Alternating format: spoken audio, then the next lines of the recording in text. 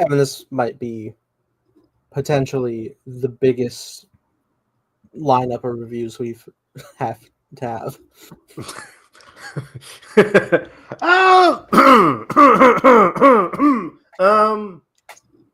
Maybe.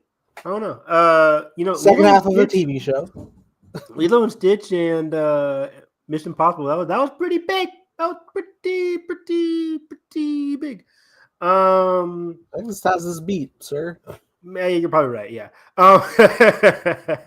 But yeah, I am super excited. Nathan and I were lucky enough. I mean, we weren't invited or anything, but we saw the Amazon showcase of Superman, James Gunn's Superman. Yeah. What a super secret way to get in. It's like, all right, go to this link. Now log in. Okay, now you can click the link. Now you can click the link. Yeah. It's funny. It's like, you sit in the theater, you're like, damn, everybody here got Amazon Prime, which I guess, yeah, the world is run by Skynet. So yeah, I initially thought it was only playing around my town in the Cinemark and D-Box at most, and I was like, well, I want to watch it in IMAX, so I'll wait it out. But then I saw my theater was doing it in IMAX, and I was like, oh, well, shit. Yeah, I wouldn't. I was gonna say I wouldn't have gone if it wasn't IMAX, but yeah, as soon as I saw that IMAX was available, I'm like, oh fuck yeah, let's do it. So yeah, so we're gonna give our non-spoilers and spoiler thoughts because most people have not seen it as of Wednesday night here. Yeah, and its proper releases tomorrow. Exactly. So there's still a lot of general thoughts that I would love to say about this movie, but then of course we'll give our spoiler thoughts so people can come back, like and subscribe, ring the bell, and then watch us after you watch the movie, whether you liked it, hated it, loved it, whatever the fuck you had. There is a right answer. There is a right answer. There is a right answer, though. Yeah, don't get us twisted. There is a right answer. We don't mess around here. We don't give subjective thoughts. I don't even know what the fuck subjective means. We give objective thoughts. Everything that is on this page is right. We're just right 100% of the time. Right. We all know how it is. Sell DC to Netflix. Let Snyder finish his. Whoa. Hang on a second. No, Yeah. we're just kidding. We do Zach's films to various degrees. I like them more than you do. Yeah, probably. I mean, I like Man of Steel a lot. I really like Man of Steel. We like Ultimate Edition of BVS, and usually it's his cuts, right? Yeah. I like his cuts. I like the BVS cut. I like the Zack Snyder cut that was 4 hours long. Yeah, I genuinely did. I liked it a lot. It really is a whole different movie. Yeah, completely. So yeah, we'll give our thoughts on Superman. Spoilers, not spoilers. A second half of Ironheart. Did that air last week? Or are we 2 weeks behind now? Yeah, I think we're a week. It's been a week. It's been a week. It was last Tuesday. Yeah, so 8 days. 8 days. Okay, yeah. So yeah, the anniversary of Ironheart. We'll give our thoughts on that. We're gonna have different thoughts on that. And then our thoughts on Jurassic World Rebirth. Did Gareth Edwards do it? Did he make a good movie? We'll give our thoughts on that. Gareth doesn't make bad movie. He's not. I set him up. I'm sorry, Gareth. We love you. You're Hollywood's guy, I guess. Old reliable. Or he's the new what the fuck? Ron Howard. Except the lesser Ron Howard. Ron Howard actually makes great movies, but does Ron write his movies? Because that could just be a script thing. Everybody keeps saying that for Gareth. It could be a script thing. It's 5 movies later. It could be a script thing. Well, what was his last thing? Did he actually write The Creator, or was that again someone else's? I don't know. It's an adaptation, right? It's not. So I thought it was a book. I think we asked this last time, but I did not do my research. I will look up the writer of The Creator. Please do. Because I always thought that was Gareth Edwards' baby. But anyways, so yeah. But yeah, I knew that was his producer role. He got a big role in that one. Chris, okay, he wrote it. He was behind the story, and he co-wrote it with Chris Weitz. Okay, so yeah, did writing on Rogue One, 2015 Cinderella, and good movie. Ants from DreamWorks. Never saw that. Nutty Professor 2. Never saw that one. Yeah. Twilight New Moon. Never saw that. Wait, New Moon, the second one. Yeah, New Moon, the second one. I saw that one. Yeah, that was my. Yeah, that was my. That was the last one I'll ever see. He also did the live action Pinocchio. I'm not helping the case. Yeah, not really. Wait, live action Pinocchio, the one. Wait, Disney. oh God. Anyways, yeah, not great. So yeah, those are the main three things. But let's just start off with the reason we're all here, the reason we're alive right now, the reason we wake up in the morning. Superman. Ironheart. Oh. Do we feel maybe we should like go in order of what came out? We could.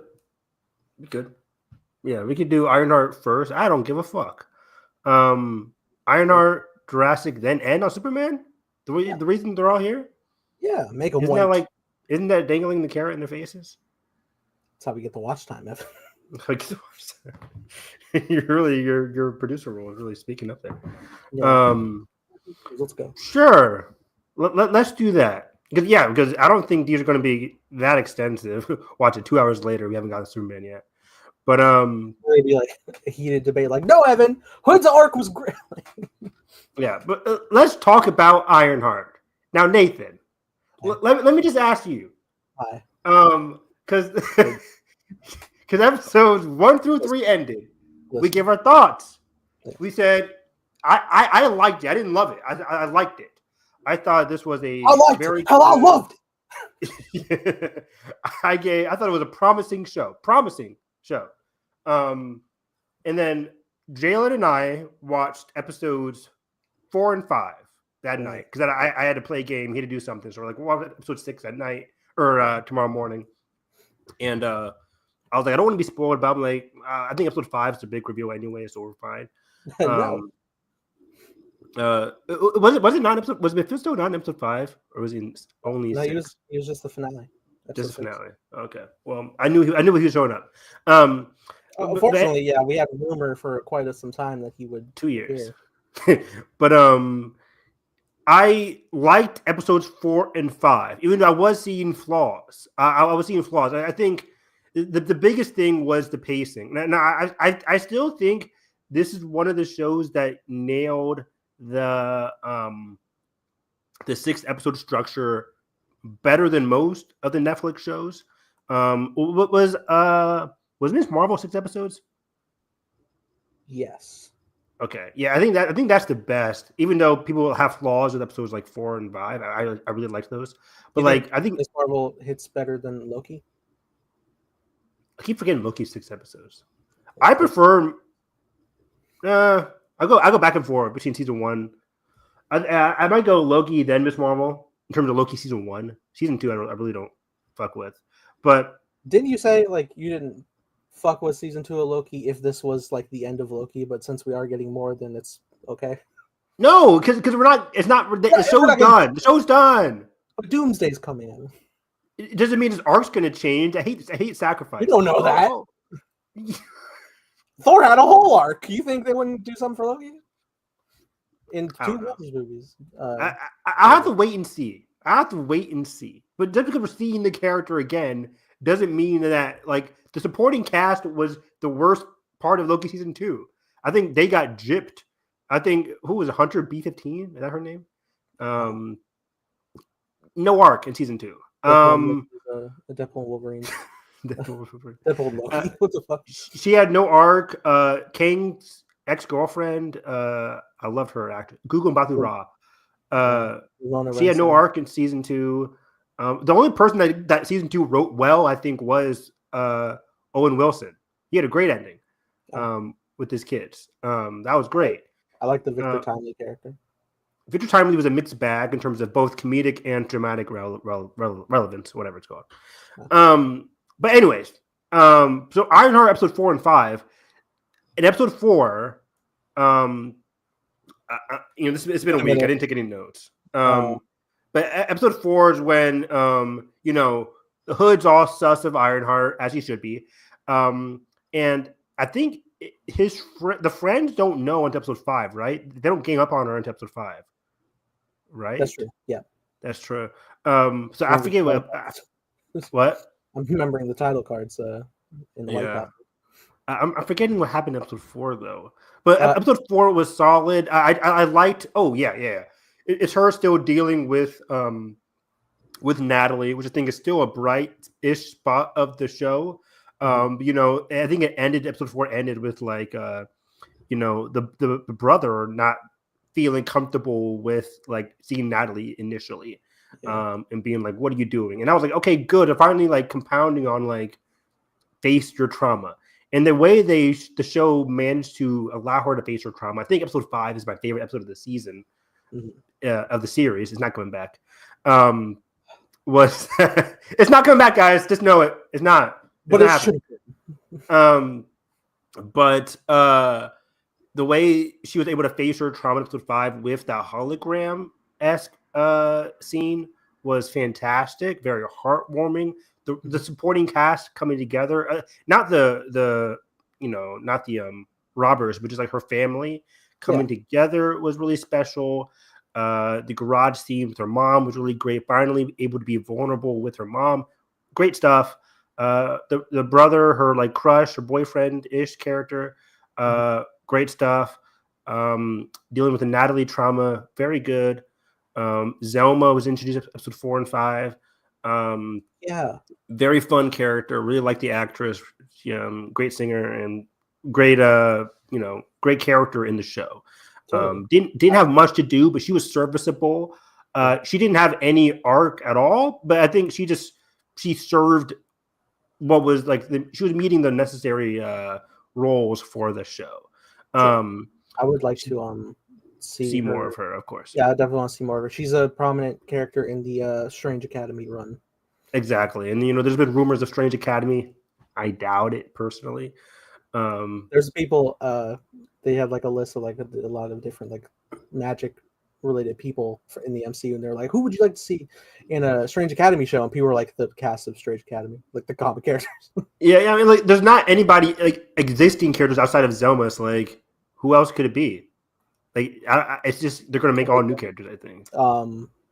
Wiccan, you said?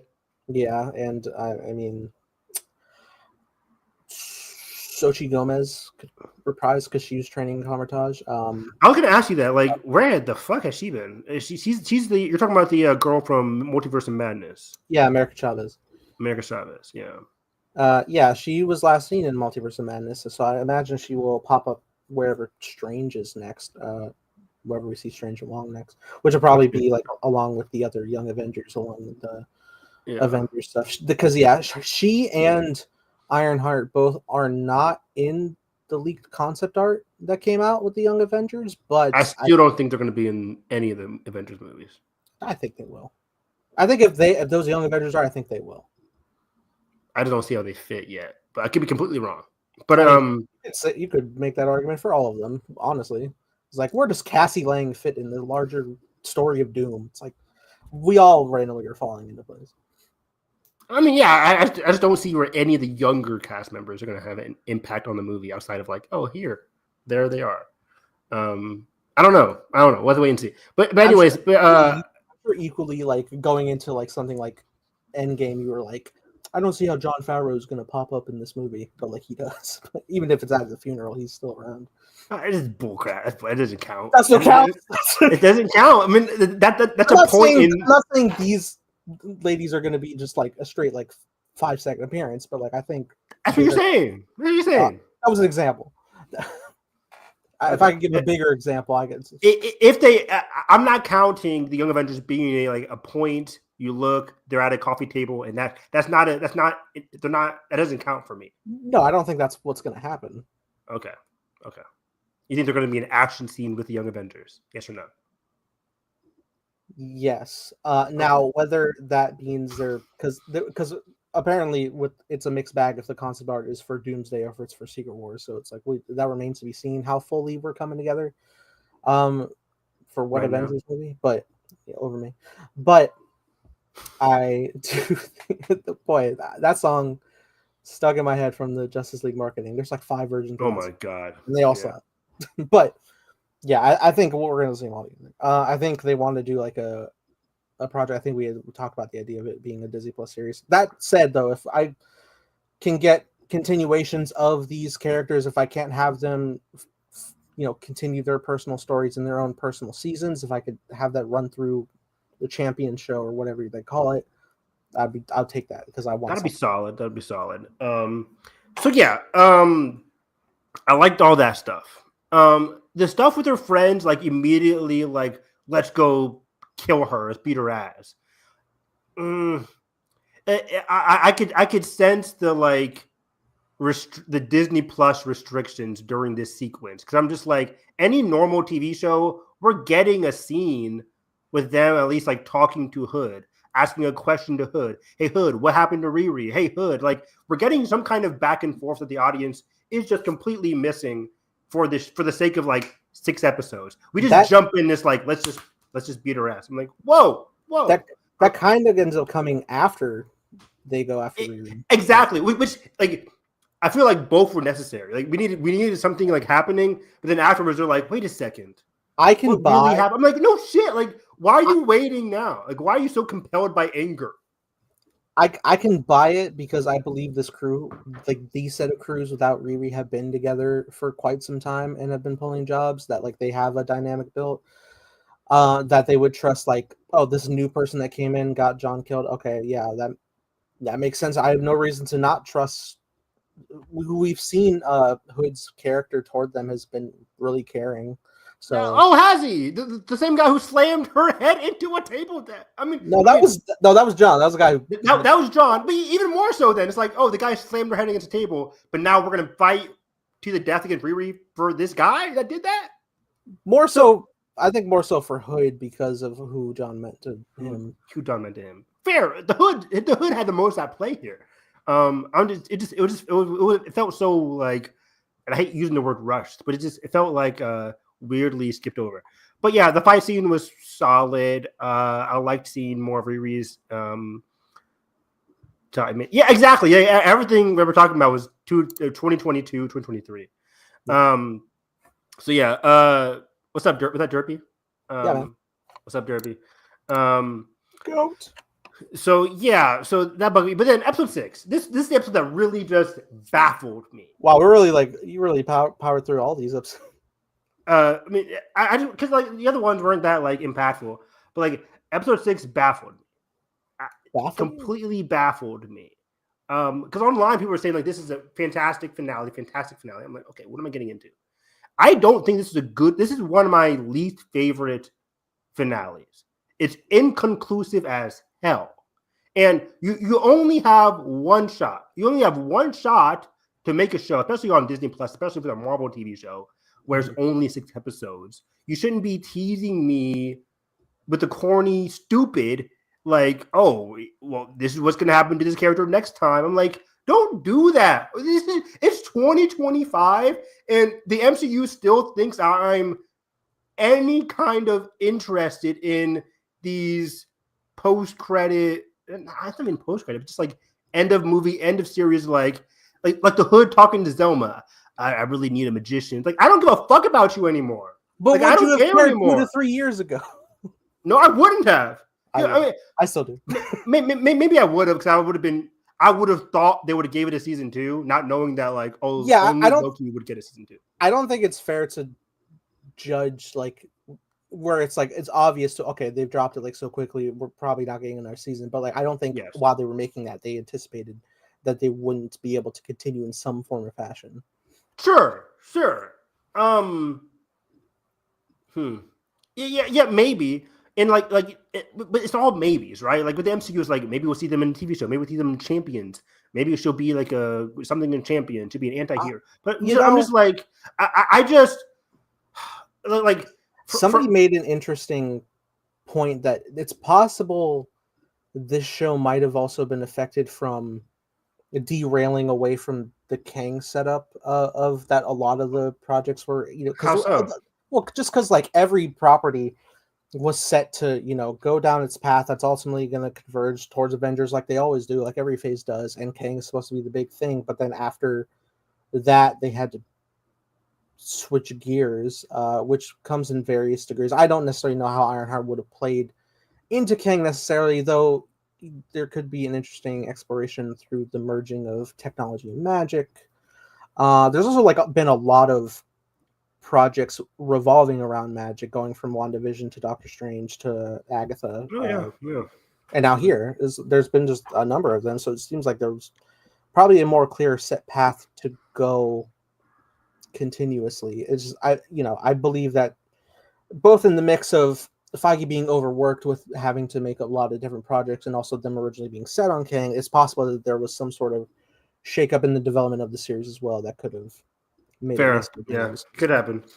But yeah, I just thought everything that happened in this finale was really baffling and rubbed me the wrong way. Like, not in the wrong way. I don't give a fuck. But like, the first of all, before I get into the reread, which I think was done weirdly, the Hood stuff, I'm like, oh, we introduced this father who doesn't care about him. Like, you give me this sob story about this father who is just like cookie cutter.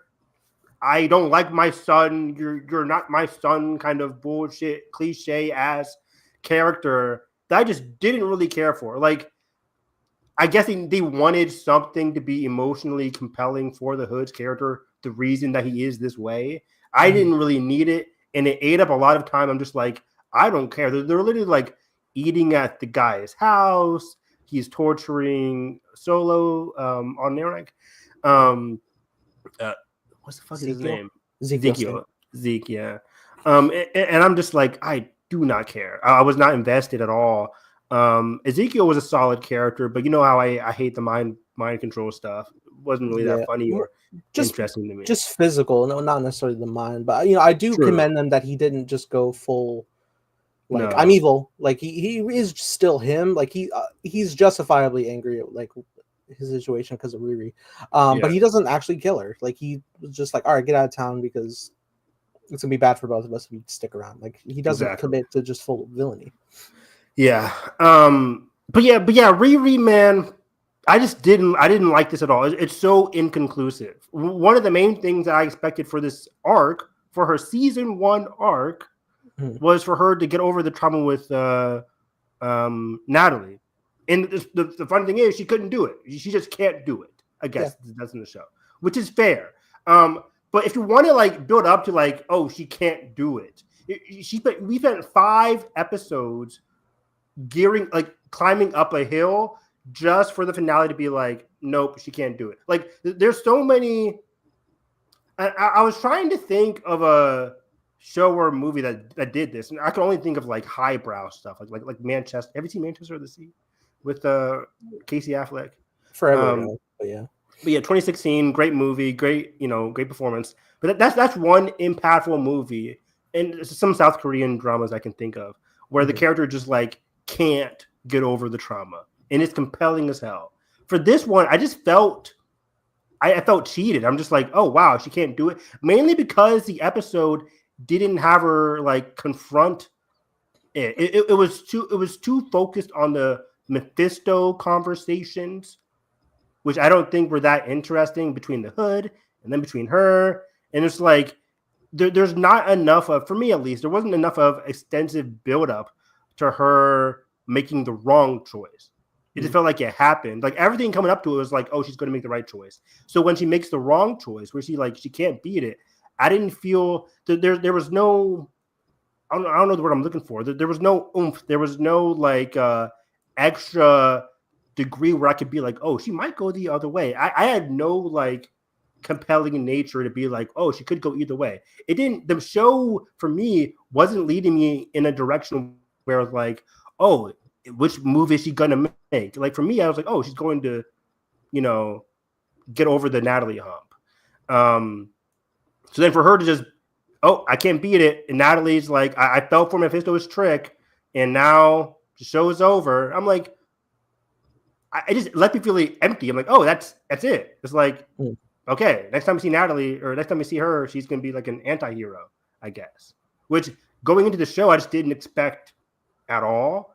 And it's fun to be surprised and subversed, but it's just like I didn't see any of the necessary build-up for that to happen. I was just like, okay, it was too much of the Mephisto conversations. Like we saw none of her family in that finale. Yeah, I guess, but we did spend a good chunk of it in the penultimate with them, building up to like letting go of the trauma, not the opposite way around. Yeah, I think we would have been on that path, but I think the circumstances shifted gears. I had to break down my feelings on the episode. Hold on, I got a comment here. What's up, Kazoo? What's up, Kazoo? RJ was hyped for Ironheart. Yeah, I wonder if he watched it. Not at all. But I am glad that he endorsed her 100%. That's very good. Absolutely. Big respect there. And in fairness, no Marvel star really like watches all of these. I know. Fucking around.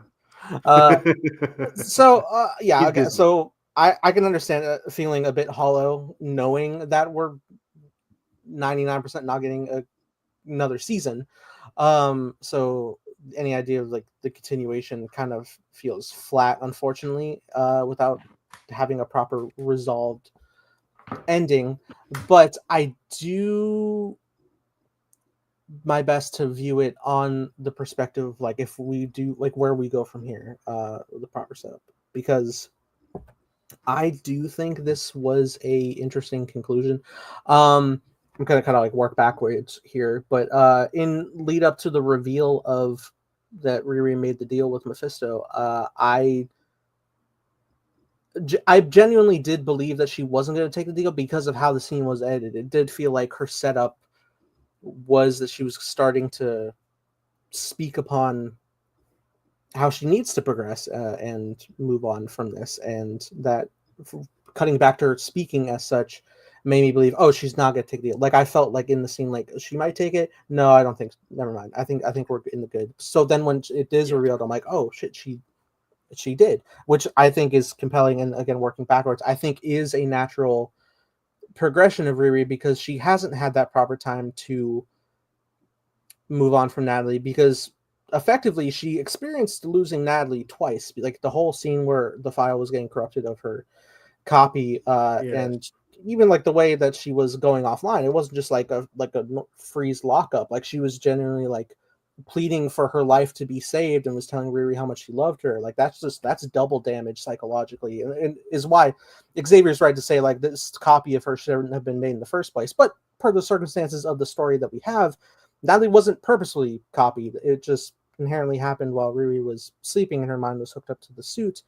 So the circumstances have just presented that Natalie is here and this is something you have to work through. But with how her file gets corrupted, you could see why Riri effectively losing her friend twice could have that greater punch. And like it even caused her to rush into the fight in the penultimate. It's like, okay, well, look, we'll make sure everything's like right and whatever. Once I take down Hood, we just need to get through that. She's a very rash character. She's not somebody who is as level-headed. She's very like impulsively deciding on a lot of her things, which is, not to say that she's just a copy for Tony's archetype, but it is an interesting parallel to an Iron character that Tony often did the same thing in a lot of his earlier installments. So I can see those. And they both had, especially Riri, probably even more so than Tony early on. Riri had like an inherent sense of like justice, right? Like her first thing. Granted, she said she wanted to be iconic, but we knew that was like a surface level goal for her. Like she said, she wanted her suits primarily to see everybody get a suit. But she kind of lost sight of that throughout the series, ironically, because she couldn't get over the Natalie thing. It became less about the suit and more about Natalie. Oh, absolutely.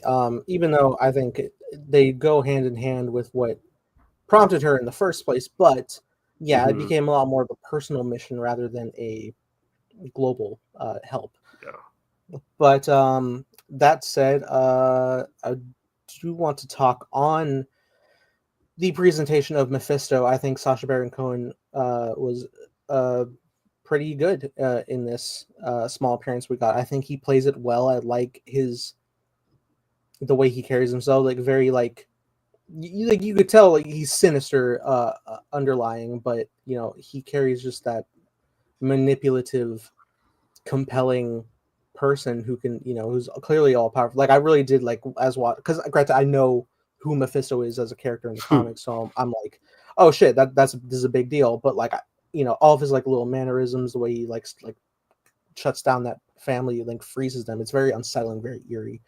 I like those different things. Yeah, he had a very unsettling, massive like aura, massive like creepy, ominous atmosphere to the way he talked, to the way he was so naturally like conniving. I say naturally conniving because he's not like twisting his. He's not like in your face conniving. It's. I really liked how there would be the occasional like distortion on the voice, or like even like a lot of the angles that he shot at are kind of like tilted and angled to like create a sense of unease.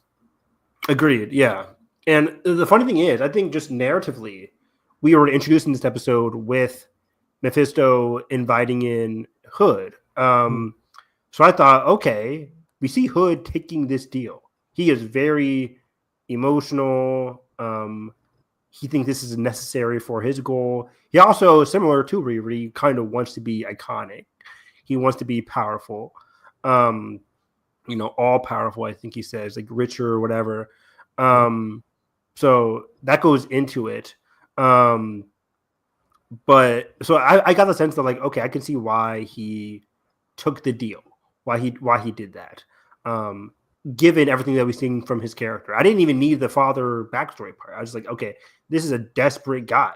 I understood that scenario. Just the backstory between him and John was satisfying enough for me.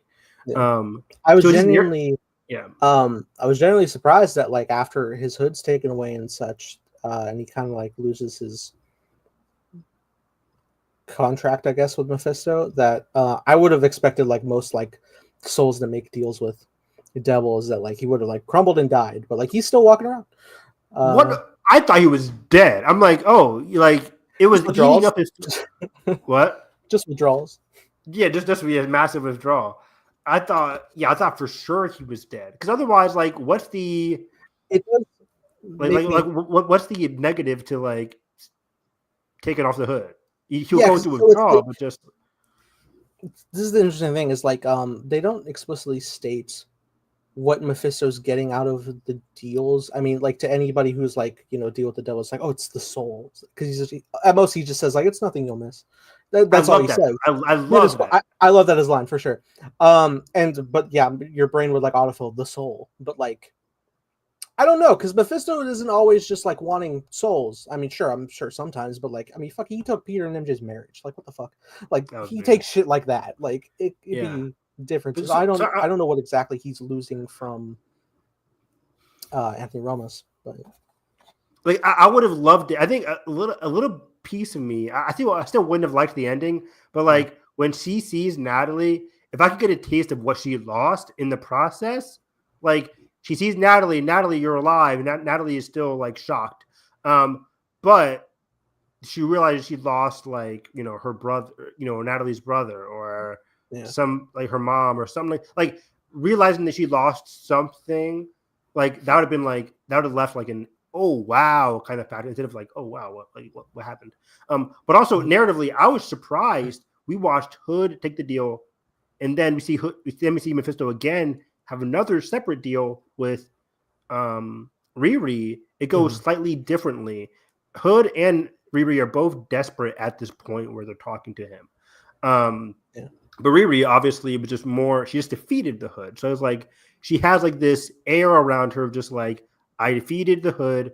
I have the the magic Hood.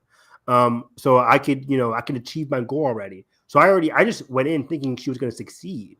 But the fact that both Mephisto scenes end with the other character like losing is very fascinating to me. I'm like, okay, they both lost. Like Mephisto, it just increases Mephisto's presence in this episode. Totally. I thought at most that Riri was gonna like see the sketchiness of the deal and just be like, here's your hood, I'm out. Like I thought she was just gonna give it back and bounce. But I like the compelling nature of like, the way he like brings you in to the way he speaks. He literally pulls her out of her suit, invites her to sit down.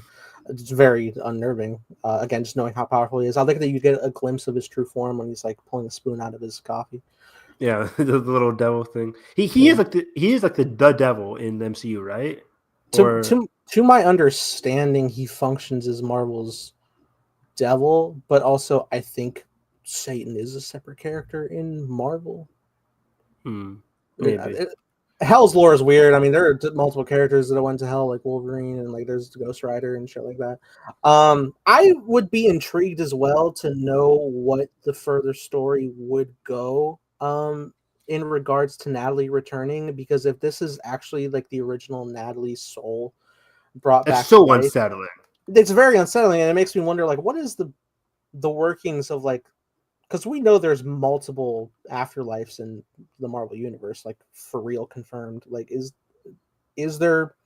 I imagine at some point they would tackle this, but like usually Marvel has a god called the One Above All.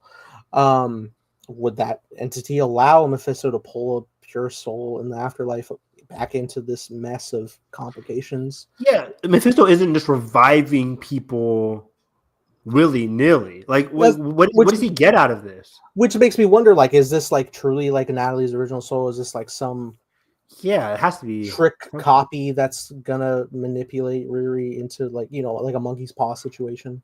I don't know. Love that story. But yeah, I would. It has to be Monkey's Paw. Otherwise, why are we watching? It always is. I mean, Yeah. you literally see like their whole physical form is being corrupted through prolonged time. Which I wonder, like, is there like a thing in that just is going to happen, or is it like their actions to not fulfilling what Mephisto wants causes that? I don't know what the greater outlook of that is. We don't even know what Mephisto wanted from the Hood in the first place. Right. That's right. Yeah. Nothing we'd miss. But it was. I love the line. It's just it was so vague, and I love the vagueness. But like in the sense of the story, and me like getting captivated in the story, I'm just like, this whole series, we saw the Hood getting like progressively, manipulated. He's a desperate character, but I don't know what he kind of lost outside of like, oh, he lost the friends he really needed. If we were in the normal, good old days, where like at the very least this is a 12 episode season, and this is just the halfway point. Oh my god, this would be so compelling. Where we're going to go next? A perfect mid-season finale. Mid-season finale. And I don't have to see Mephisto again until like the last 2 episodes. Exactly. Yeah, 100%. I'm like, okay, cool. We'll see how Riri handles this bad decision. But then, also another thing that rubbed me the wrong way was just like the creator coming out being like, this is an anti-hero story. And I'm like, okay. It's just like, you can't give me Riri and be like, oh, this is an anti-hero story. It's like, since when? What is the definition of anti-hero really? Because like she said, that's a quote. I'm not making that up. That's a quote. No, I know, but I mean, like when you say I'm asking just in general. Like when someone says the term anti-hero, what does that mean the person is? Because like people call Deadpool an anti-hero, and like he does save, but he is not like Captain America, right? So it's like, is that what we're measuring? Because Riri's not Punisher is an anti-hero too. I suppose so. And granted, he takes lies, but I know Frank is good. He's not great, but he's good. Deadpool is good, but does bad things. Although, in the latter movies that I've been watching Deadpool, he still feels hero to me. He doesn't feel like he's like any form of in it for himself, really. Movie Deadpool for sure. At least by the third one. Well, yeah, by the third, that's a whole arc. But with Riri, like, yeah, she's not making saves. She's not like having like the hero Miss Marvel moments where she's going out and testing her powers in situations like, oh, someone's getting hurt, or Matt's like trying to help recently, like at the bank robbery. I'm with you. Like, I don't get anti-hero. I get a desperate, selfish hero, which is interesting. It's like, I don't think there's even like, it's not even like hero at all. I feel like hero would, I mean, to each their own, but like I think when we talk about the form of a superhero, that's somebody who just saves people.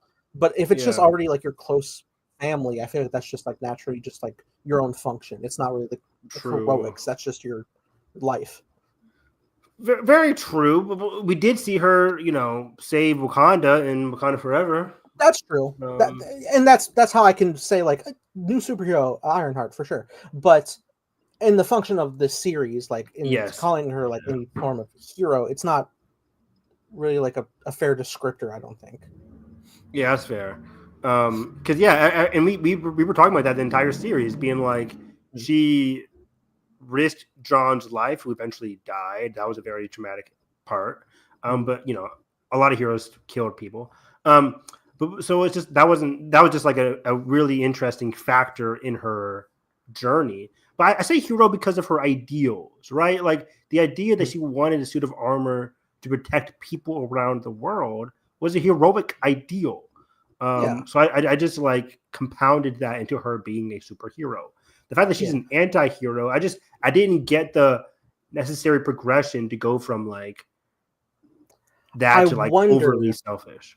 I wonder, and this kind of goes into the idea of like if things got reworked, if like maybe if there was like an episode or two more originally that was supposed to be here, maybe Riri was on her way to being able to do that development of like that mass spread of armors, and then because I think Iron or Armor Wars is dead in the water probably. So if that was still set to come, would that have been the next step following through with this all thing? Because I definitely could have seen that. I think a lot of us theorized the idea it would be cool if Rhodey was like a mentor for her in functioning instead of like the Tony hologram, because we've had Rhodey in multiple of these shows at this point.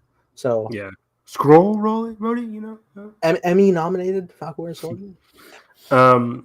But yeah, like you mentioned an extra episode or two. I think what I primarily needed, or at least would be interested in, would have been an extra episode of her possibly failing. So in episode 5, she loses Natalie. She tries to get the magic. Let me see her fail then. Let me see her fail with the hood part. She gets the hood. She gets Zelma. Let me see her fail that part, and then she has like another conversation with Zelma, her mom, you know, her boyfriend. She's like, I really can't get her back. Maybe that would have been too much of the Natalie stuff, because even then that was a criticism at least that I had in part 1, 2, and 3, episodes 1, 2, and 3, where it's like it's too much Natalie. I get it, but I think I still need an extra episode of her just failing instead of her just being like, I'm gonna shake your hand, Mephisto. I was like, whoa, like it just came out of nowhere. It also is kind of interesting that Riri in the last scene is still working to rebuild Natalie as an AI, and she's genuinely caught off guard that Natalie is here alive. Like she wasn't expecting this to fully come to fruition. Maybe that's just like she bought into it in the moment, but didn't think it would actually lead to anything. And then I think that's like, it. Shit. Yeah, she brought it to a moment like, okay, I'll shake this guy's hand. I don't know, but you know, he seemed believable with the way he shut up the whole, you know, studio. But it's one thing to see like, oh, this guy's powerful, and it's another thing completely to be like, he can bring my friend back to life. Because granted, she didn't say explicitly what she wanted, right? She just, I forget how it goes, but he was just like, you'll lose something that, you know, so vague, whatever. Yeah. And then she just shook his hand. Yeah, I'm granted, like the presentation was like for Hood, it was like a bustling restaurant. So like when he silenced that family, it was like, oh shit, this is unsettling. But when Riri was there, it was just an empty restaurant. She doesn't have like the full, like she was still like trying to grasp like what she just got like thrust into this world of magic. She doesn't really know like what's up. She barely understood what the hood was. So I can also see her just not understanding the full scale of who this guy is. She knows Mephisto's a bad guy because her other sorcerer friends have warned how horrifying this artifact is from a horrifying being. But all in all, when the manipulations of Mephisto happen, you can see how she can falter, especially with the vulnerable state that she's in. Because, you know, just based on where things were left off with like losing Natalie twice, like she's had no time to grieve. She went right into battle. Even like the whole time of like her grieving process, she has not grieved properly at all. Yeah, but she's the one who invited the battle by going to Hood's. You know, she caused the battle by wanting to get the Hood in the first place. Because she believes it's a us or them situation. Like she's gonna keep coming to try to kill me. True, that's that part too. Yeah, that was very true. So yeah, So yeah, and then yeah, like you said, she's like trying to create the suit. Yeah, that all still led me to believe like, oh, she didn't take the deal. That like she shook her hand away, and then this is something else. But yeah, it was just shocking to me. And yeah, I don't know what else to say. I really love the final suit. I like Great suit. The red design was really cool. It feels like a full blown upgrade from her suit in Wakanda. Yeah, without any Wakandan tech. Yeah. Right. It looked very sleek. I love you're right. Yeah, I love the design. The magic aesthetic with it was really cool. That was really cool. I was so worried that it would legit got blown up after 5 minutes. I was like, this is the coolest suit and we lost it. Fuck. She went through like 3 suits this season. I'm glad it was a hologram because that suit is great and I want to see more of it. Mm-hmm. So does she have the hood in the finale, like behind her armor? She does. It's on the armor. It's on the armor. Yeah. Full blown protective. Interesting. Yeah, that's. Yeah, she got to keep the hood in Natalie back, which is wild. Yeah, it's like again, I like Mephisto, but the abundance of Mephisto being in this finale without getting any kind of like effective gain from him. Like, why is he so evil? Why is he so bad and menacing? We don't get the menacing side of it, just the conniving side of it. Like, we don't know what he's doing to these characters. And at this rate, I don't know where he would pop up next. I mean, if there was an Iron Heart's dupe, sure. But as it stands now, like outside of maybe Doctor Strange 3, I don't know. Or some fucking detour on an Avengers journey. The only thing I can think of is that, she's a lock for champions. Sure. I think there would definitely be an arc or like an episode where like, oh, Riri, your soul's tied to a demon. We got to help you. Yeah, because at some point they have to break that tie. They have to, which is why like immediately. And I think this finale is like that whole like last scene or two is so major. That's not something you could just like randomly ignore. It's like the symbiote left in the end of No Way Home. I could easily ignore that for sure. It's because little post whatever. Kind of. We'll see what happens if he gets the symbiote again. But now, this is so big to the ending. You cannot ignore this. Exactly right. So it's like, okay, here's the thing. They can't ignore it. It's going to have to be developed somewhere else. So now another show is pigeonholed to what happened with Riri, rather than just like, it being its own thing. Because like now I think ideally she'll be in Champions. And now Champions has to deal with like, oh, Riri, like, like you said, Nathan, like Riri, this isn't right. Riri's going to have to go through another arc there in a Champions show where it's like, I want to focus on other things. On top of that, in Champions, are we going to have any room for like, maybe there is room for it, but I don't know how many episodes it's going to be, but like, is there going to be a room for her to like handle this traumatic, wrong decision with her supporting cast that we got in Ironheart? Like, are we going to see Zelma return? Are we going to see her mom return, her boyfriend return? Like, are we see those characters return to help her deal with this traumatic, wrong decision? That's the thing is like, I do feel like the Champions show, do we know it's a show? If it's heavily, 80% chances it'll be a show. Yeah, I think like when that comes to fruition, I think we're gonna get like set character arcs for every character, like exploring their own things from their baggage for a priest. I think it's probably going to be, bear with me when I say this, a defender situation. In the sense of like the characters working from their shows moving in, because we did get like full running things of like whether it's the side of like Luke Cage's side in Harlem or Matt's stuff with Foggy and Karen, or bouncing between all the characters, but like their side characters like flowing adjacent as well while they're all going toward the big thing. Now that does bring the question: is there the greater threat that all the champions are facing throughout the season? Probably, but I would prefer if it was like not necessarily like a set situation by the week basis, but even though that would be nice, I do want it to be like a situation where like we're all functioning together, we're doing the thing. It's like, oh, you're dealing with a personal thing, let's try to deal with that. It's tricky. If this was an animated show, easily you'll have time for 12 episodes. You'll have like a one-off episode, but like I don't know at best you could do like a it's like take like we're on an episode and it's like, okay, here's two characters, A plot, B plot, side by side, doing this thing, go. Yeah, for sure. And I think, the funny thing about Defenders is like they each got their +1. Jessica, you get your blonde girlfriends here.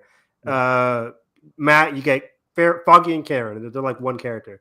Luke Cage, you get the black cop, Misty. You get Misty. And then Iron Fist, you get Jessica Henwick. Right. And that you get your +1s. So for Ironheart, you'll get I assume it'll be Natalie. Maybe her. I really need to see her mom there. I think the mom had some like. I think in the same case, like if Kamala's there, her family's going to be there. Her family is there. Yeah, I need to see every Kamala family. Fuck, I need to see all the family in there. They're very important. Totally. But yeah. So granted, is like, I don't know if Scott Lang will be around with Cassie. I'm sure Paul Rudd could appear once, but I think Paul Rudd of all the actors could appear for like a. That's good. Second. Paul Rudd of all people. Yeah, you're right. Yeah. That's a very for like a scene, yeah. But I'm with you there. I'm with for you. A phone call, for a FaceTime or something. Yeah, because who else? Paul Rudd. So Cassie is the daughter of who again?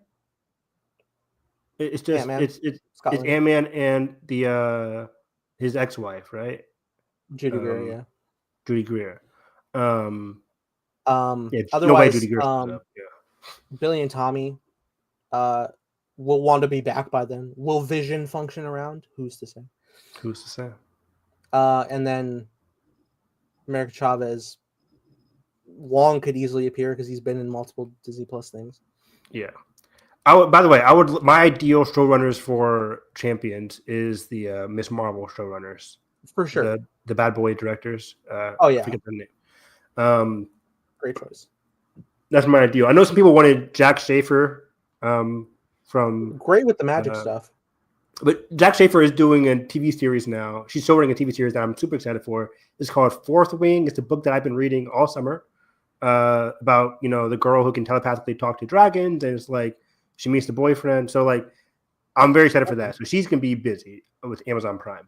But like, I also, I could see Agatha being around with Billy. Yeah, I can see Agatha being around. For sure. You think she's being busy filming the studio season 2? I think that's easy enough. And I also think she'll probably still be a ghost by that point. And Kate can function on her own, though. I forgot she's a ghost. I would not, and I would not mind if we could get Jeremy Renner paid to come back, but not for like the show, but like again, like a zero chance consulting phone call, like a brief quickness.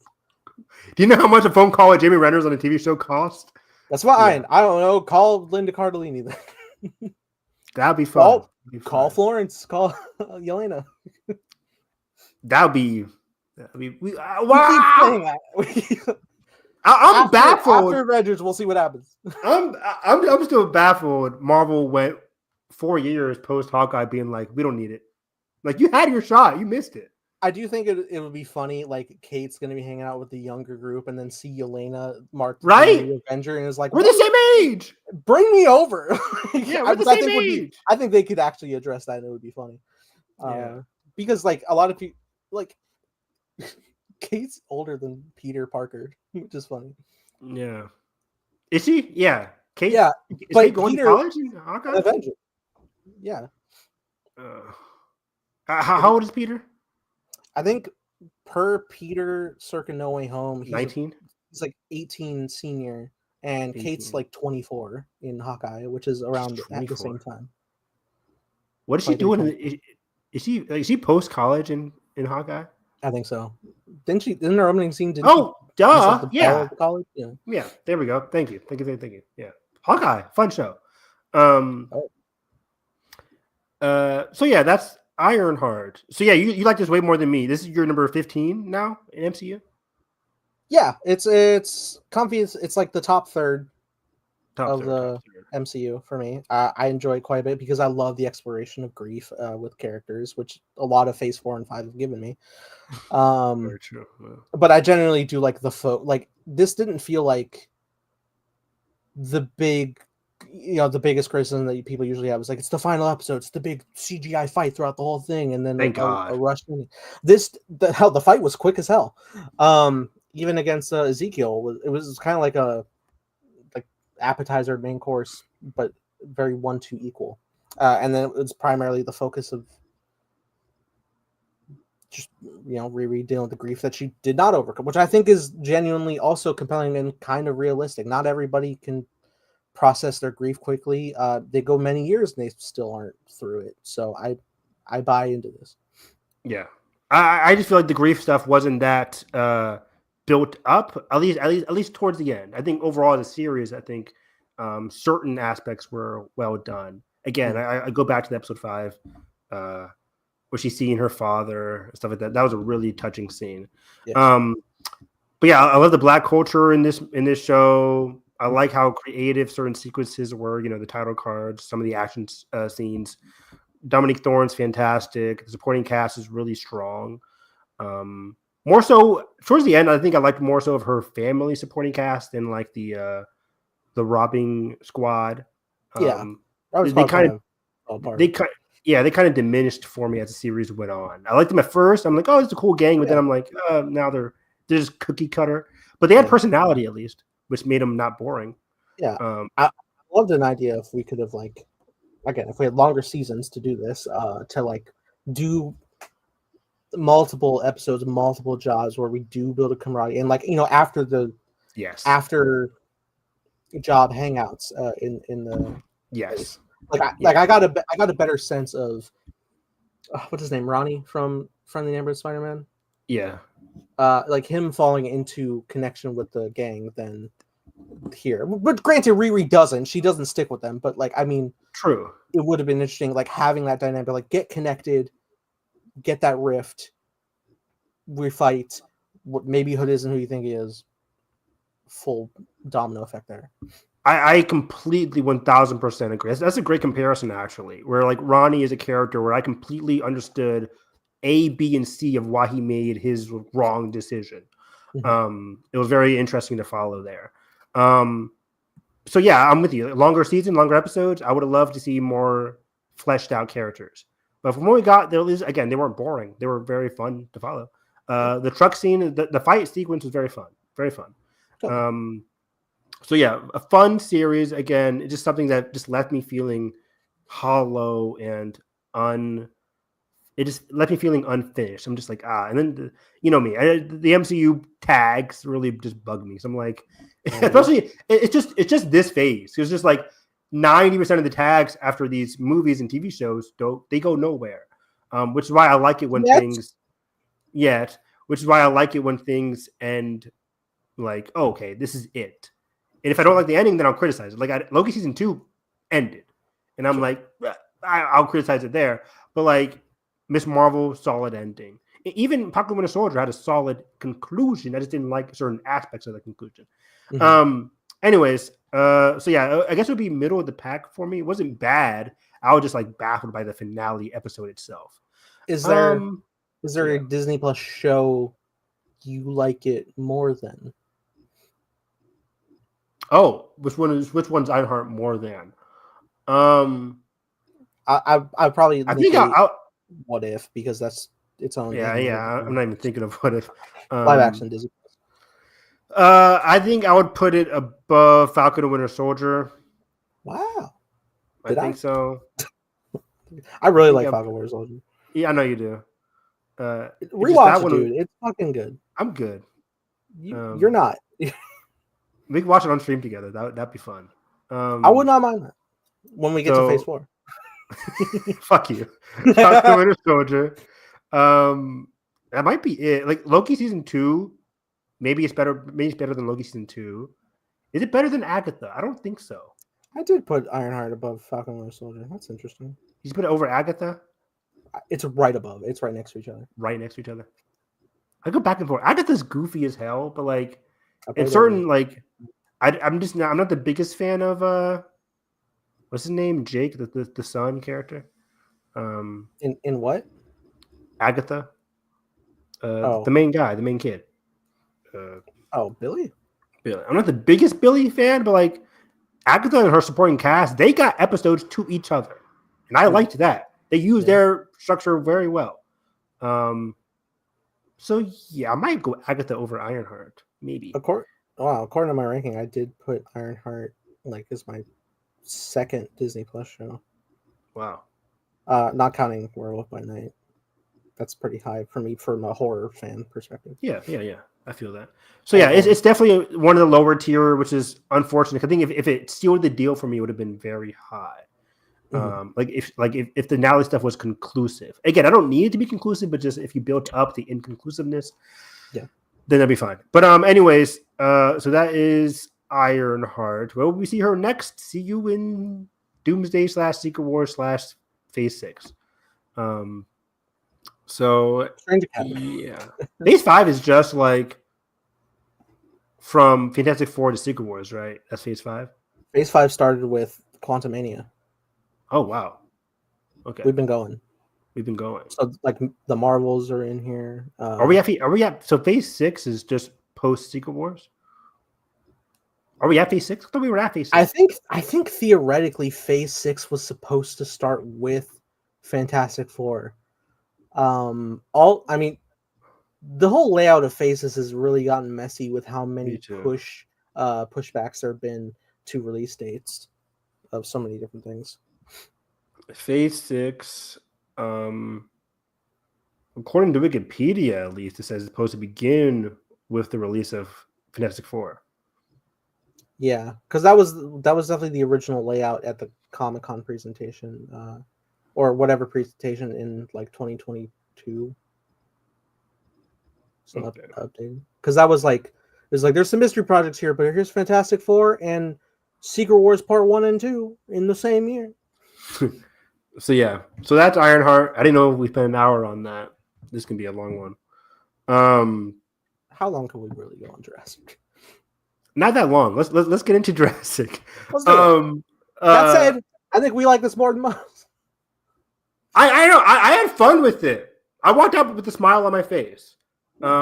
Mainly because it's weird. I was writing my review and I was like, criticism, good thought. Criticism, good thought. Like, let me go to it. I think the biggest thing is I had fun watching this movie. For me, this is an easy 3.5 out of 5 stars.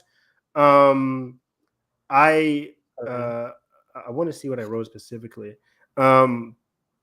Because it's more enjoyable. The comedy is a mixed bag. There's some good comedy in this movie. It felt more natural. But the sin about this movie with every Gareth Evans movie is like the flat ass characters.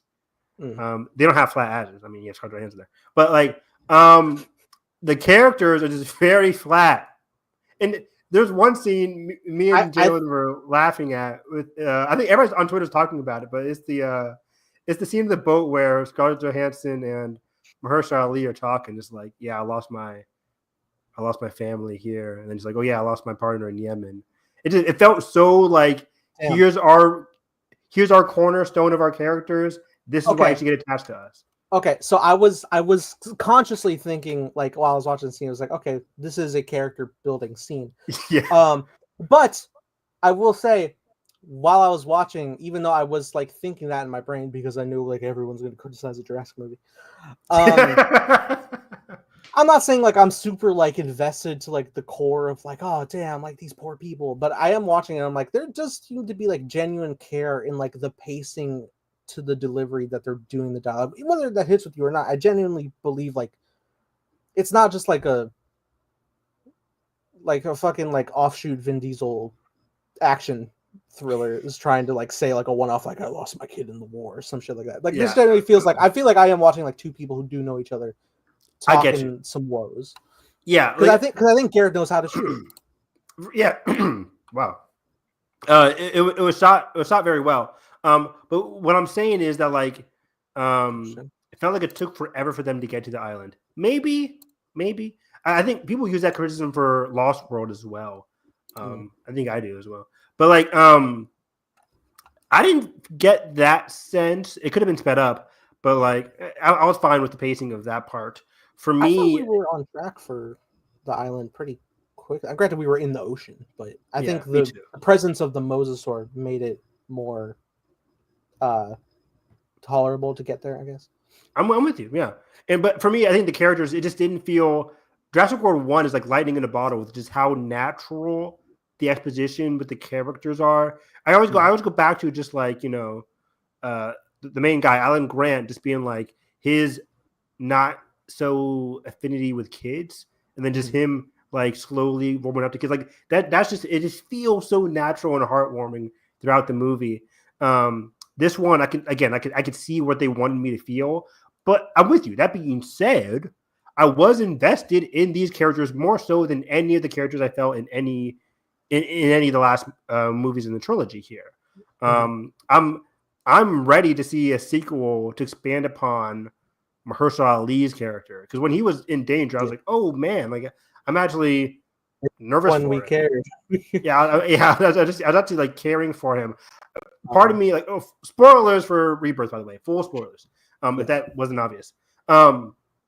Towards the end of the movie, I liked, seeing him in danger. I wish the movie didn't cut away though. Like I know they wanted that shock factor of like, oh, he survived, the crowd goes wild. Sure. I would have loved to see him like, compete with that D-Rex, is that what it's called? Yes. I don't know what it's called. But let's get to the elephant in the room here. This dinosaur has to be one of the most horrible antagonists. Is that what you call it? One of the worst antagonists I've seen in a Jurassic Park movie. He does nothing in the movie until the last 15 minutes of the movie, where he kills the British guy, and that's it. That is only killed the movie. I will say to the point of Rupert Friend's businessman character. I think it's definitely an aid for him to be as flat as he was comparatively to the other characters, because he is the flattest, like most just like shallow. Because we were all watching, we were like, when will he die? We were also thinking that with a matter of time. Yeah. Was also thinking that with the fucking mercenary character on the boat, who's played by the guy from Deadpool, Ed Skrein, from Deadpool, Ajax. Yeah, like we're all watching this like, well, he died way quicker than I thought. Way quick. Me and my friend were like, "Oh, that was quick." Right on. Yeah, I was shocked. I was like, "Oh wow, they're doing him dirty so soon." But I don't have a problem with it. He's gone. Cool. Whatever. Cool. Give more time for the people I'm chill with. But yes, the D-Rex. Right. I like the opening scene with it. I like the whole intro. Yeah. That was in the trailer. It is. It's like the second trailer. I will say, design-wise, like I get what you're going for, and creatively, I can get behind it, but like, even though it is like a mix of a few things, it does just feel like I'm looking at a Rancor, which I know I think Gareth had a plan to do a Rancor Rogue One, but they couldn't make it work, and I think he just wanted to fulfill it, which I'm like, okay, sure, fine. But yeah, it really, as like the climactic dinosaur, I'm like, what? Like, even if I'm comparing to the other Jurassic World films, the Indominus Rex is an interesting like hybrid twist. I really like. I like the Indominus Rex. Yeah, great character, and I like the evil sinisterness of the Indoraptor in Fallen Kingdom in the house. Awesome. I think that was good. I think the fucking Giganotosaurus from the fucking Joker dinosaur or whatever, is like whatever. It's just a bigger T-Rex, and it's like whatever. So I will give like the edge to D-Rex in that sense of like just for being a different design to scale. I'm like, okay, cool. But yeah, it's about as equal level of like what it's giving me. Like, this is it's also wild that this is like the first Jurassic film that doesn't have like a full-blown raptor sequence. We got like a quick thing where like dude was taking a piss and like a raptor was about to jump him. Yeah. But which, you know, is a little bit of a bummer because I want some scary raptors. But and here's other cool sequences. Quick interjection. This kills me in movies where you're like, I gotta go take a piss, and you go like a mile away to take a piss. We are in an uncharted island. You better take a piss right next to me where I can hear right it. behind the tree. Like, why are you so? It's a grown man and some like and two girls. It's like just turn around and take a piss. Like you don't have to be so far away. That kills me. I hate that. It did less than a dinosaur from Dominion that they were hyping up as the Joker of dinosaurs. I think it's like this dinosaur did nothing. Like had no impact to the movie. A cooler dinosaur that did minimal but still was interesting was like back in Dominion was like that blind dinosaur with the long nails. That was awesome. That was cool. Like that was a cool sequence where Bryce was like crawling to the water. That's the best scene. That was the best scene. That is the best scene. So this dinosaur. I was just shocked because I remember reading the EW whatever article it was where they emphasized the horror nature of this movie. The trailers. This is a dinosaur. This is the island where you don't go. Everything's like mutated. This is where all the mutated experiments.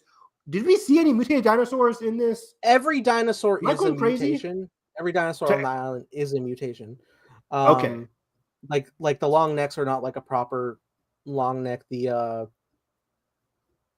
forget the flying one, but like it's not like your normal like pteranodon. And you're right. It was like a ptero something. Yeah. Yeah. And then the fucking D-Rex. Yeah. But I didn't get the horror vibes from like this mutated. I was expecting them to go to this island and be chased around by like mutated freaks or whatever. But this was like, just like it felt so samey. I was too. Like there was like a test tube where like there's multiple sequences where they showed the test tubes of like dinosaurs that are incubating, and they have like split heads and like give me a two-headed dinosaur. Yeah, it's like snapping at me. Like give me that. That's what I wanted. That's what I expected. Yeah. So like they're getting changed around by like this like normal looking I know it's not a pterodactyl. Yeah, it's like a mutated ptero flying creature. It's honestly not different from the one that took down the plane in Dominion. That's what I'm thinking. Like it didn't look too different. Is what I'm saying. Yeah. I like Draven says I like how the last trilogy ended with dinosaurs are alive. We got to live with it. And so it opened as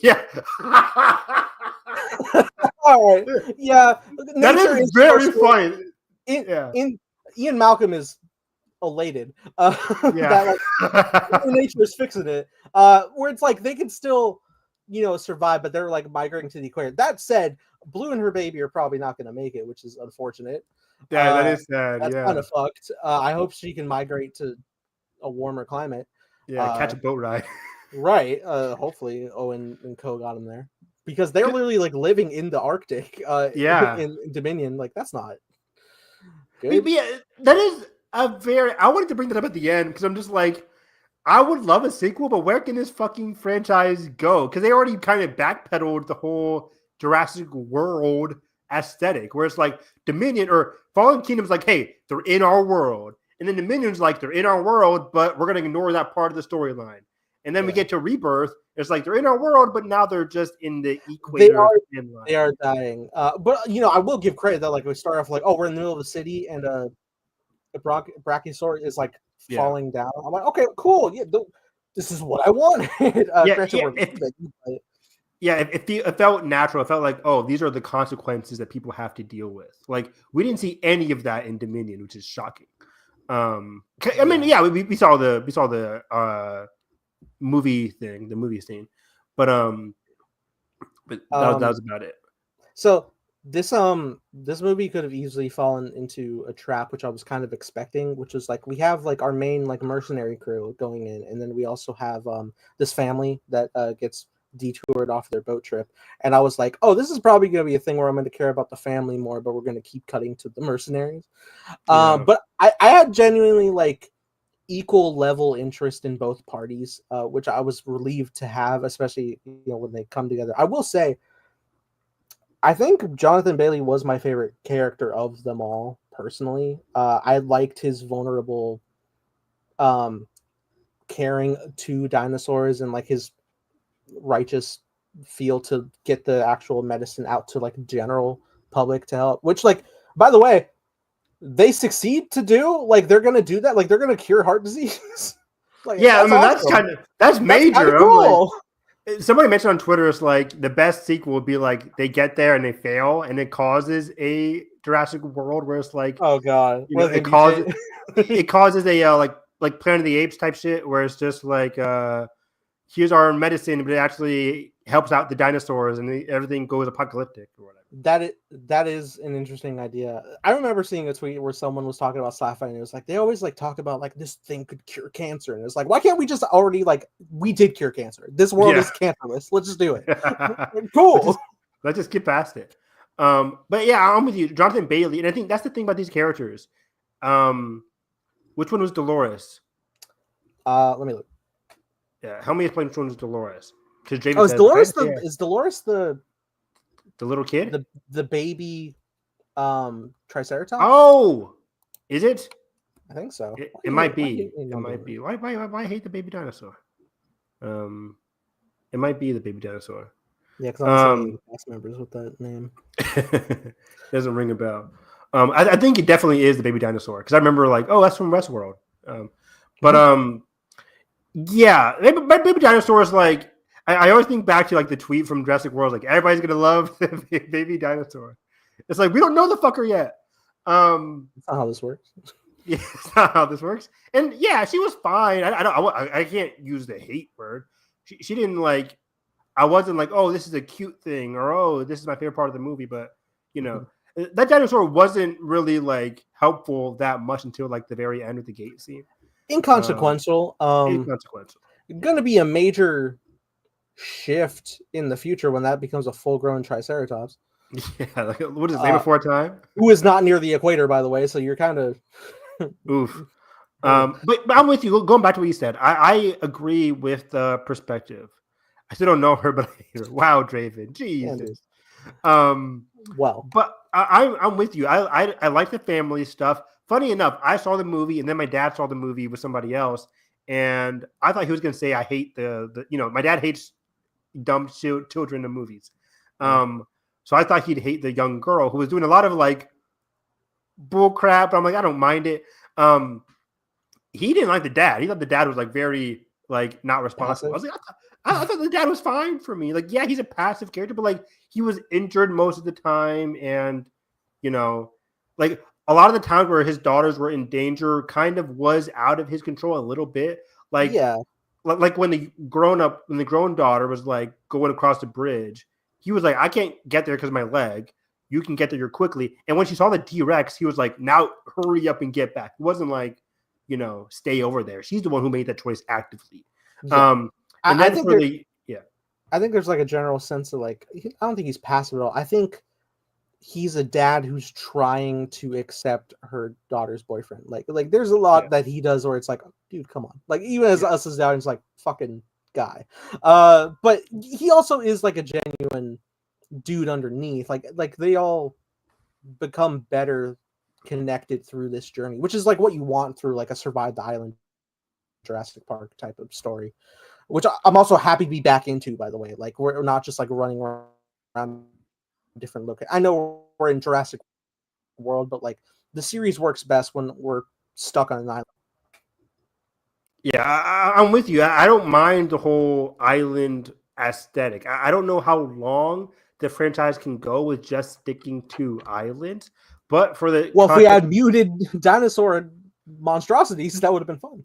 That would have been fine. I'm with you. Like this one felt too safe, too samey. Yeah, and I can see why they wanted it. Like reboot, rebirth. But again, I was fine with the characters because Scarlett Johansson, Jonathan Bailey, and Mahershala Ali, they're just so out there. They brought a lot of life to their minimal characters, which they made are charismatic actors. They're super, super, super charismatic. So I was actually on board with that because of their performances alone. And I agree with you too. I like the family perspective. I like the mercenary perspective. And yeah, the whole D-Rex wasn't that interesting at all, but certain action sequences were fun. Oh, I do think this movie could have just dialed up the horror. I think part of me still, it is nostalgia, but part of me still does prefer Jurassic Park. What's up, Derpy? There we go. One of the OGs.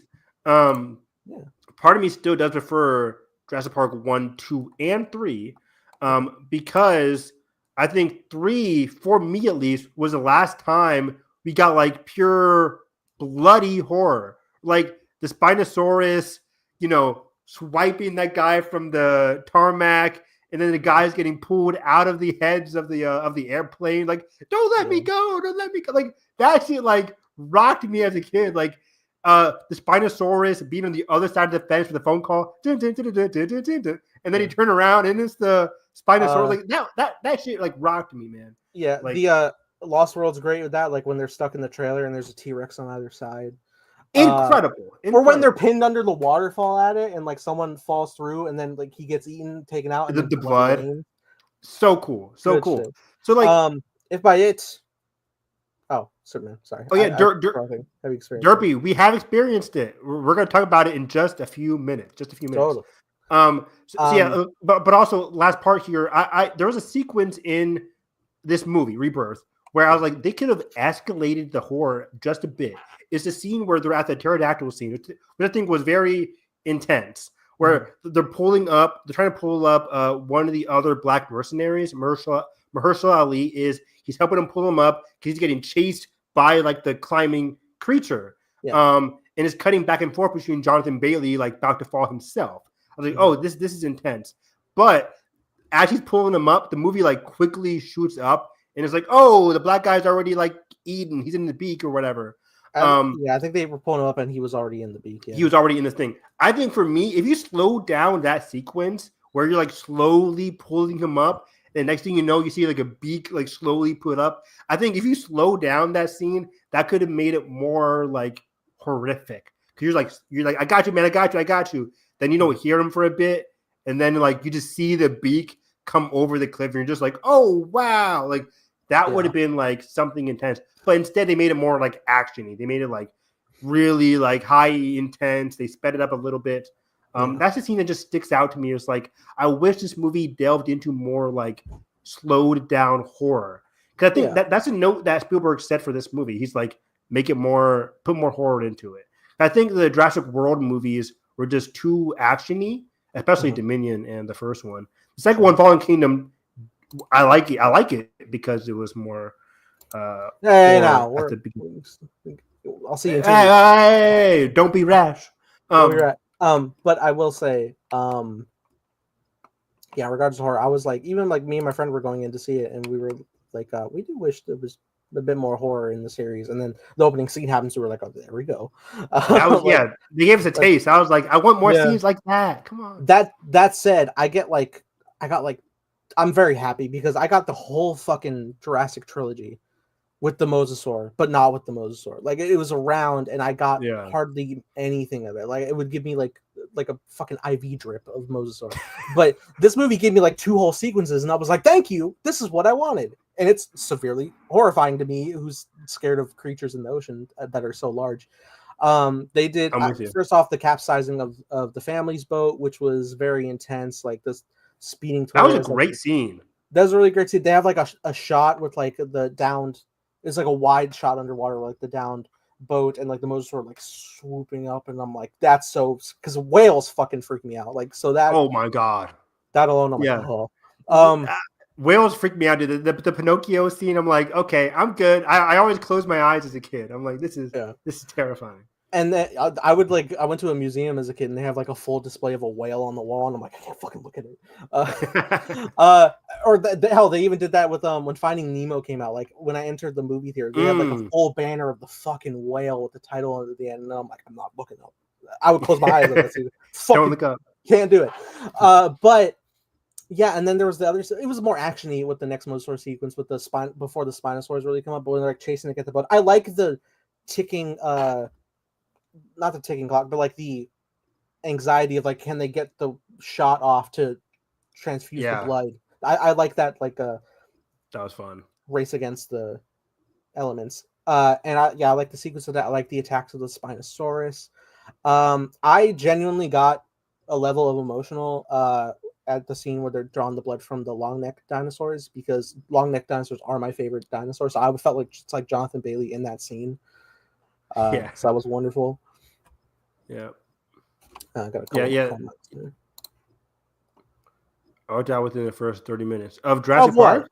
Of Superman Jurassic Park or Jurassic? Rebirth. Yeah, wait, what are you talking about here? One or two meant to make jokes about smarting men, about outsmarting men, but I digress. Yeah, Derby, it is Jurassic. It sounds like Jurassic Park.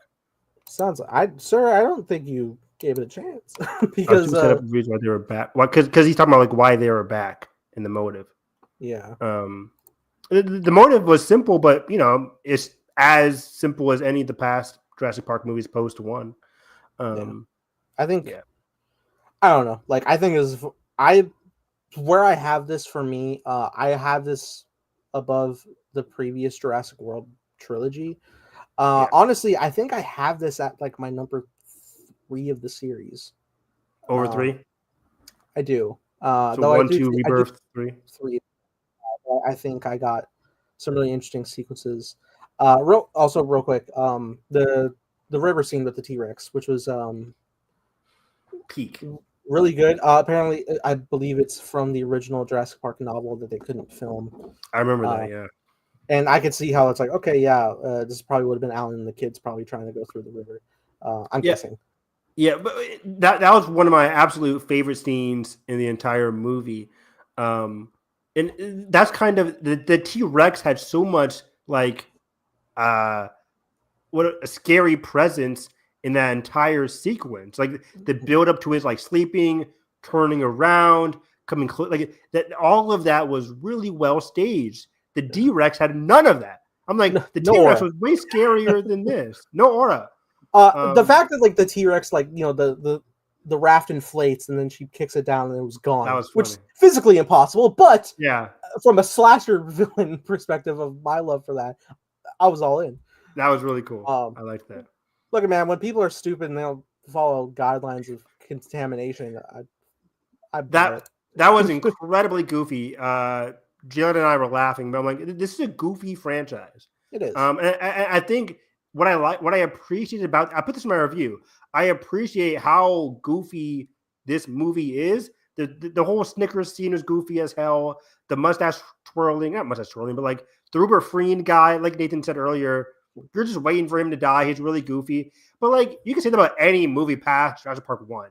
Like Jurassic Park 2, you have like those same amount of characters. But like you can even find issues in Jurassic Park 1 if you want. Like they were like trying to keep the raptors out of the room and they were trying to reach the gun. They couldn't. And it's like, all right, well, Tim's not doing anything, but he's just hitting the back of that chair. Scared. 100%.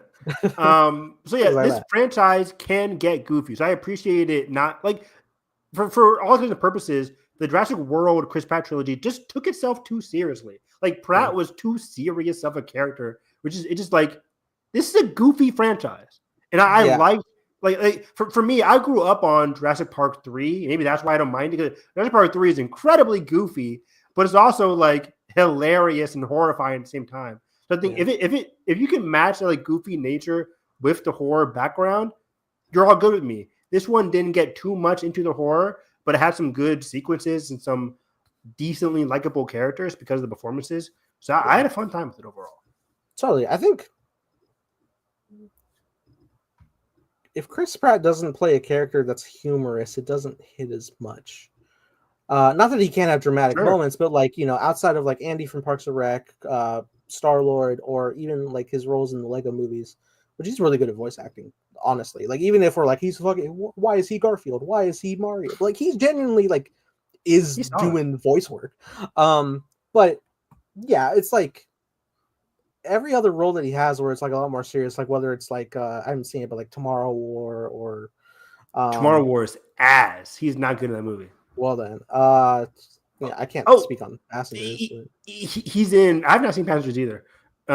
Maybe we should watch that. I heard it's not good, but like he did this one Amazon movie that's getting a season 2 where he's like this military guy with trauma or whatever. It's bad. Like I stopped watching it halfway through. My dad just couldn't finish it either. It's like you're right. I just like I'm sorry, but like I can't buy him to a lot of serious stuff. It has to be comedy with some serious heart to it. Then you can nail that. But like yeah. Anyways, that's Rebirth. But yeah, I had fun with this movie. I'm glad it's making money. I would be down for a sequel if they want to do it. Yeah. I think it could be good. The post credit was a good setup for headed toward post credit. Yeah, they were like the shipment. There's a shipment of a couple of hybrids that are headed towards South Africa. Could have been interesting. I don't. You're lying. No, it's like a small. It's not like a big like setup set, but it's just like this. You're seeing like where the shipment's going, and it's like okay, we'll see where we're headed for that one. So what's going to what? There's a shipment of a couple of hybrids, from like a lost ship that's on coast to South Africa. On coast to South Africa. Yeah. Okay. I mean, we haven't ever had a Jurassic Park movie shot in South Africa. That'd be fun. Yeah, totally. I like South Africa. If only that was a real scene. It's not though, but I fucking hate you.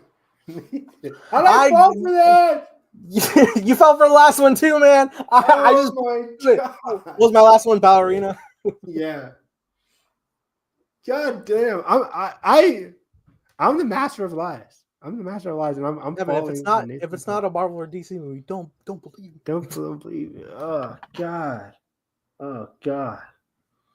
Oh God. On air too. That's embarrassing. I'll tell you what is funny. If I were to describe the post-credit scenes I just described for Jurassic World Rebirth, Ballerina that we did a couple weeks ago, or the actual real post-credit scene for Venom: The Last Dance, you would have thought that was the bullshit. Yeah. What's the Venom Last Dance?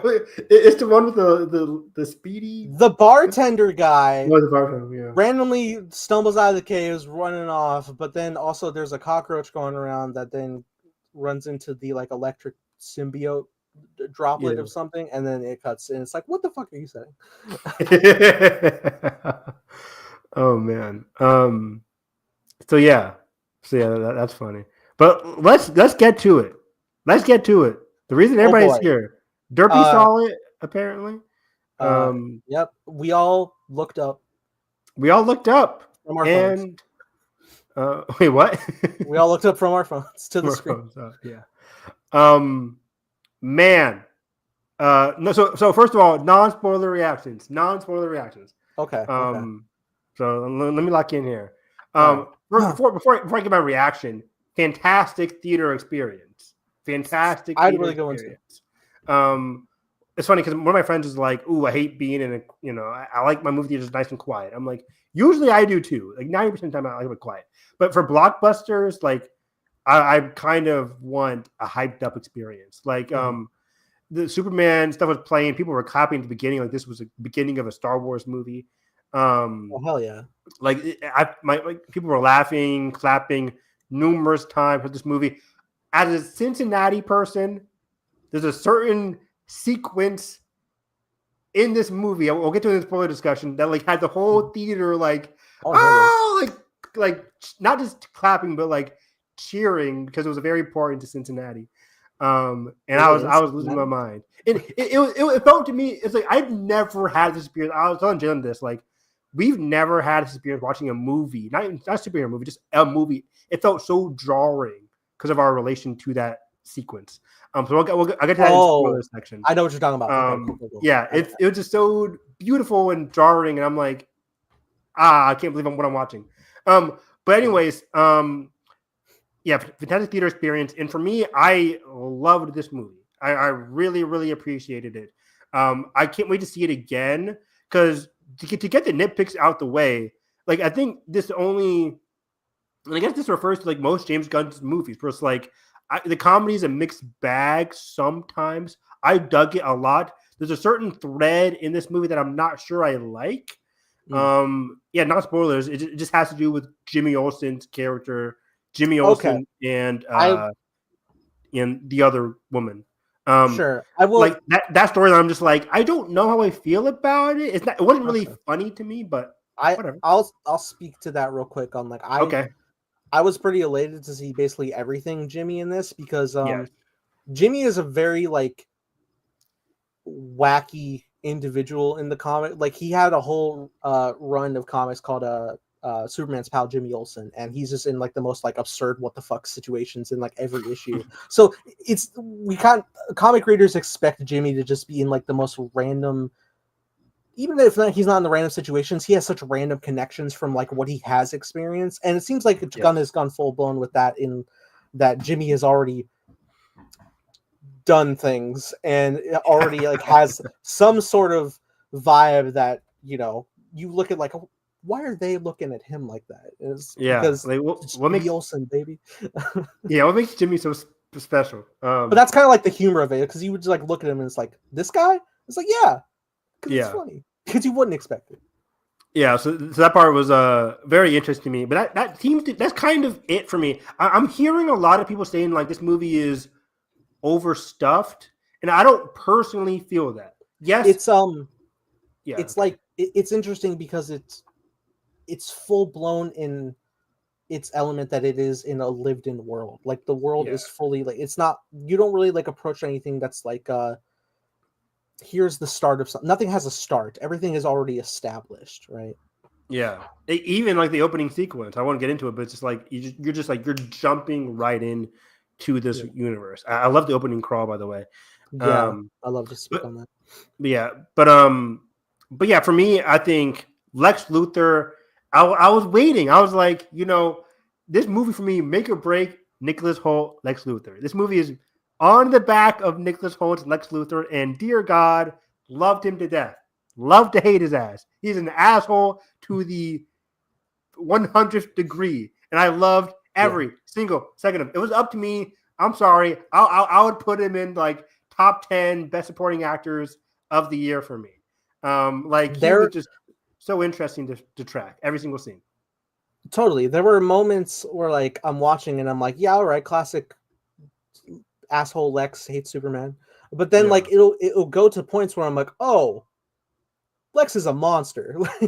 Yeah, right? I'm like, oh shit. Like, oh, you're full blown like crazy man. Yeah. I know we'll be able to, because Gunn definitely wants to like unpack him mentally in future installments, which I'm so excited to see, and for what Nicholas Hoult will bring to it. Like even down to like the name of Luthor Corp, keeping it because like maybe we'll explore stuff with his dad. So fuck yeah. Would love that. Or sister. If they want to get into the Supergirl series. Maybe she could be in a Woman of Tomorrow. Yeah, right.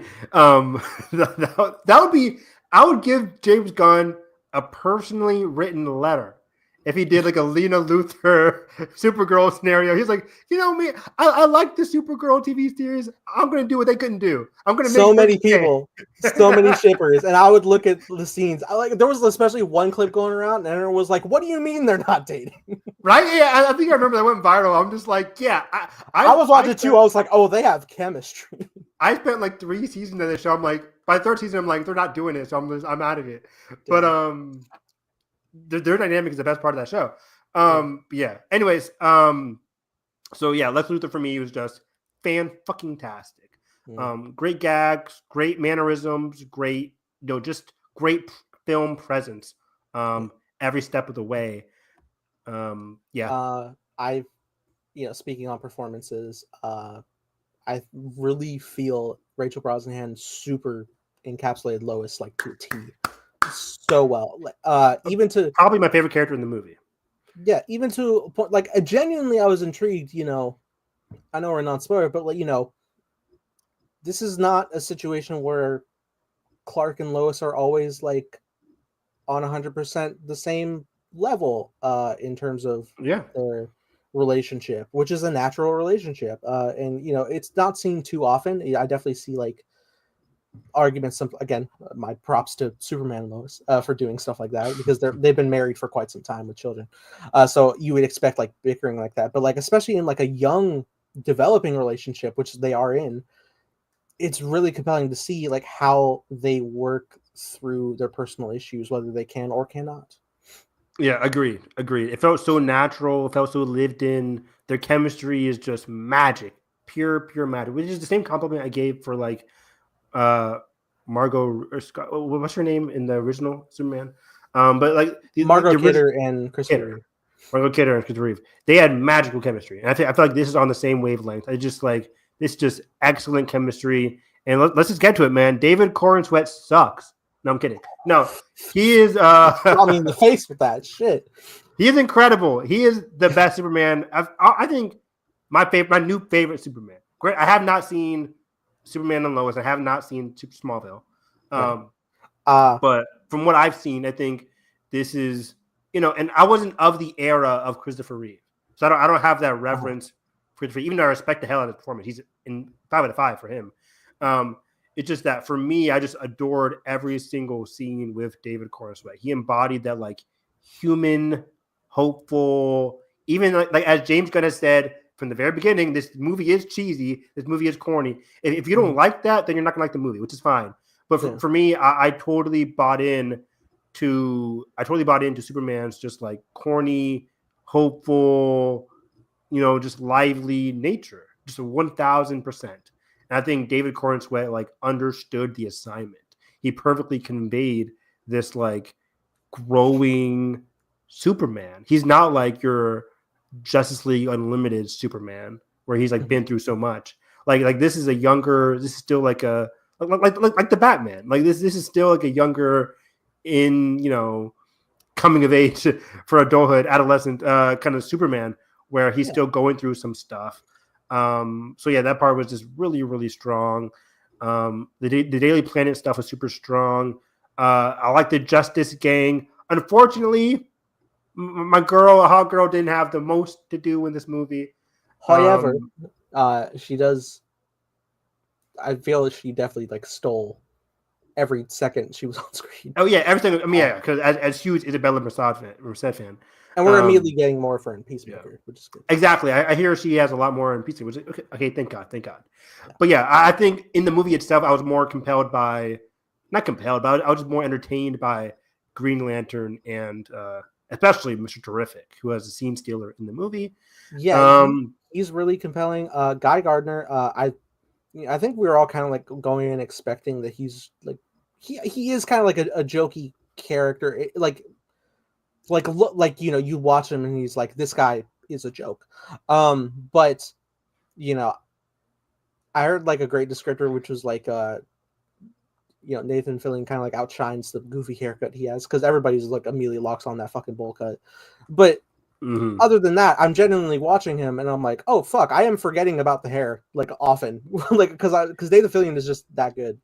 Yeah, I'm with you. Like it was so jarring. I'll never forget watching that first Superman trailer. You see the haircut, you're just like, whoa! Like it kind of like it takes you out of it. But I'm with you. Like as the movie goes on, the personality oversees the haircut in a way where it's just like he is a goofy character, but Nathan Fillion's like mannerisms and how he takes himself so seriously was so earnest and fun to watch.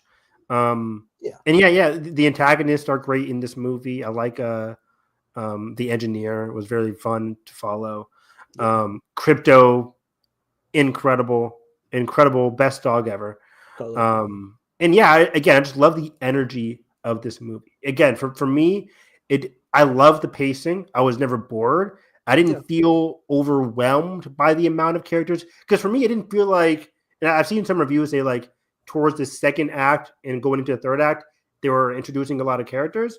But for me, I felt like the characters were already kind of introduced, and they're just like, again, some characters might not get like the most screen time or most presence, like Hot Girl.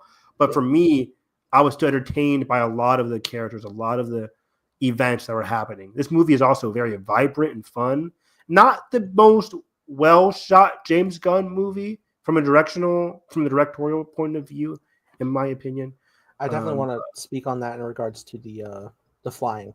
Real quick, Draven does have a comment. We're going to save it, Draven, for a little bit because it gets into the spoiler talk, which we're going to come up with in a moment. Okay. But yeah, overall, one of my favorite movies of the year, top 10. Yeah, top 10 for sure. I just had a blast watching this. I gave it a 4.5. It might go up higher if I see it again, and I'll see how some of the comedy, some of the character beats, I'll see how they feel on a second viewing. But for me, I had a freaking blast. Totally. I'm set to go see it again on Friday. I haven't ranked it on my rankings yet, although I did give it 5 stars. So I will see how it feels. But because I think watching this, it gave me like so much in a good way because again, nothing was like here's the start of something. Not really. Like everything was just like already lit. It's like I jumped into like a middle issue of an arc in a good way again. And so that was just like, wow, okay, so here's the world, and it was like walking into an amusement park for the first time, you're like, oh, there's so much to do, so much to see. And so I think going back to revisit and being able to see everything is going to be really exciting. There's even like a lot of like a number of side characters like from the Daily Planet who don't get too much exploration, but because I know they are a normal function in the Daily Planet, I'm like, okay, that still works. That's cool. It's they're people for our main characters to bounce off of in different moments, and I think that's just going to play to the strengths as the iteration goes on, which also speaks to my love for David Cornsweet Superman. I do think he's easily in my top 3 at the moment. I genuinely, because right now still Tyler Hoechlin is still my favorite. Top 3 Superman. I was top 3 casting. What? Yeah. Because right now I think we have the perfect tee up in this movie that like he's so likable to me that when we get the multiple installments of his Clark that he probably will usher in to my favorite Superman as time goes, which is going to be wonderful. Now, I did also want to speak real quick on the flying because I remember getting backlash in the visual department from the brief shots from trailers or even some unfinished shots because I was even like thinking like there's like that shot. The first time we saw like the close face cam while he's flying, it was like it looked a little wonky. And then even James spoke on it. It was like, yeah, well, that shot wasn't finished. I wish they didn't release that. Watching in the movie, seeing stuff in motion where you can actually like sit for multiple seconds on his face, close up, like just adjusting to like the different like wind flying past him and stuff. Like it feels way more natural in its sync. And then even there's like other times where the camera may like pan to like an interesting viewpoint, but when that does happen, oftentimes Clark is flying at like such a quick breakneck speed that like we don't even get like almost a full second on a shot like that. It goes fast because that's how you're supposed to view that type of shot. It's like in between an animation. Exactly. So it all flowed really well for me. I loved every bit of the flying sequence. I think it all worked phenomenally, and I think James genuinely knew what he was doing when he was shooting the different formations of these shots. I really like all of that. Yeah, I'm funny you say that because like I was also very entertained and very captivated by a lot of the flying sequences too. Funny enough, I'm like, I wonder how they're going to do it in Supergirl next year, with the different directors' touch like on like these flying. Because this one, like you said, it felt so unique. In terms of like this is way different than how Zack Snyder filmed it. Both fun, both very good flying sequences, just in their own different ways. And yeah, I'm with you. Yeah, I just really like the flying sequences, especially in IMAX. By the way, especially in IMAX, I think this movie benefits from like that certain sequences having that bigger aspect ratio. Absolutely. I think this might end up being like a situation with kind of like with Iron Man and his like functionality and flying in different movies. He's gone through many different directors, but like the groundwork laid of how that's supposed to look is been consistent, and I think that's going to move forward as well with the Kryptonian flight. Great point. Like if we get to like a Justice League movie and it's a different director, I'm sure David's going to be flying the same way. I think Millie's going to be flying the same way as well next year. So yeah, I look forward to what the future holds. I think this is a great kickoff officially theatrically for the DC universe. Still hoping retroactively Blue Beetle is the first, but we'll see how it all goes. I agree. I think this is a great first chapter for gods and monsters. And last part, I appreciated how well James Gunn conveyed the modern sensibilities. Like this movie, it's so weird. Like it's so earnest and goofy. And I love that. But James Gunn manages to capture that while blending it in with a lot of interesting modern / meta sensibilities, especially when it comes to like Lex and the online tactics in the movie. I just thought that was very interesting that I didn't see coming when I was watching this movie. So yeah, again, great movie. So yeah, this is now the spoiler section. Are you ready, Nathan? Or anything else? No spoilers? No, I think we're good. I think I've been teetering on different descriptors where I can't say this yet. So yeah, again, I really recommend people see this in the theater this weekend. So, just in general, it'll be a very fun conversation starter for friends at work, etc. I think this is just a very fun movie. Not everybody's going to love it. I've already seen that, but I think it'll be hard to I think hate this movie. I saw somebody say like, I'm already seeing some Last Jedi comparisons. No, like even as somebody who like loves The Last Jedi to death, is one of my all-time favorite movies. I can see that people are like turned off by it, but for Superman, I don't know. I mean, it's like it's more so. I think it's more so in the realm of like, if you were to compare like the Phantom Menace to like Snyder Cultist, then from that perspective, yeah, that you're gonna get like similar reactionary. But those people are never gonna like it anyways. Yeah. Right. And that, again, that's also not to say that like everybody who likes Snyder is a cultist. Some people are normal like me. But yeah. So so full spoilers. So if you're not seen the movie, pause. We have 150 hour and 50. I mean, so pause us. Thank you for watching. Come back see the movie, then come watch us talk spoilers. Or if you don't give a shit, stick around. Leave a like. Leave a comment. Subscribe. Watch our other description. Merch in the description. Watch our other videos. Fantastic Four video is getting some. It's always getting people to watch it. Say it again. I wish I recorded you rewatching it because you were having a blast. That was so good. That was man. It's magic.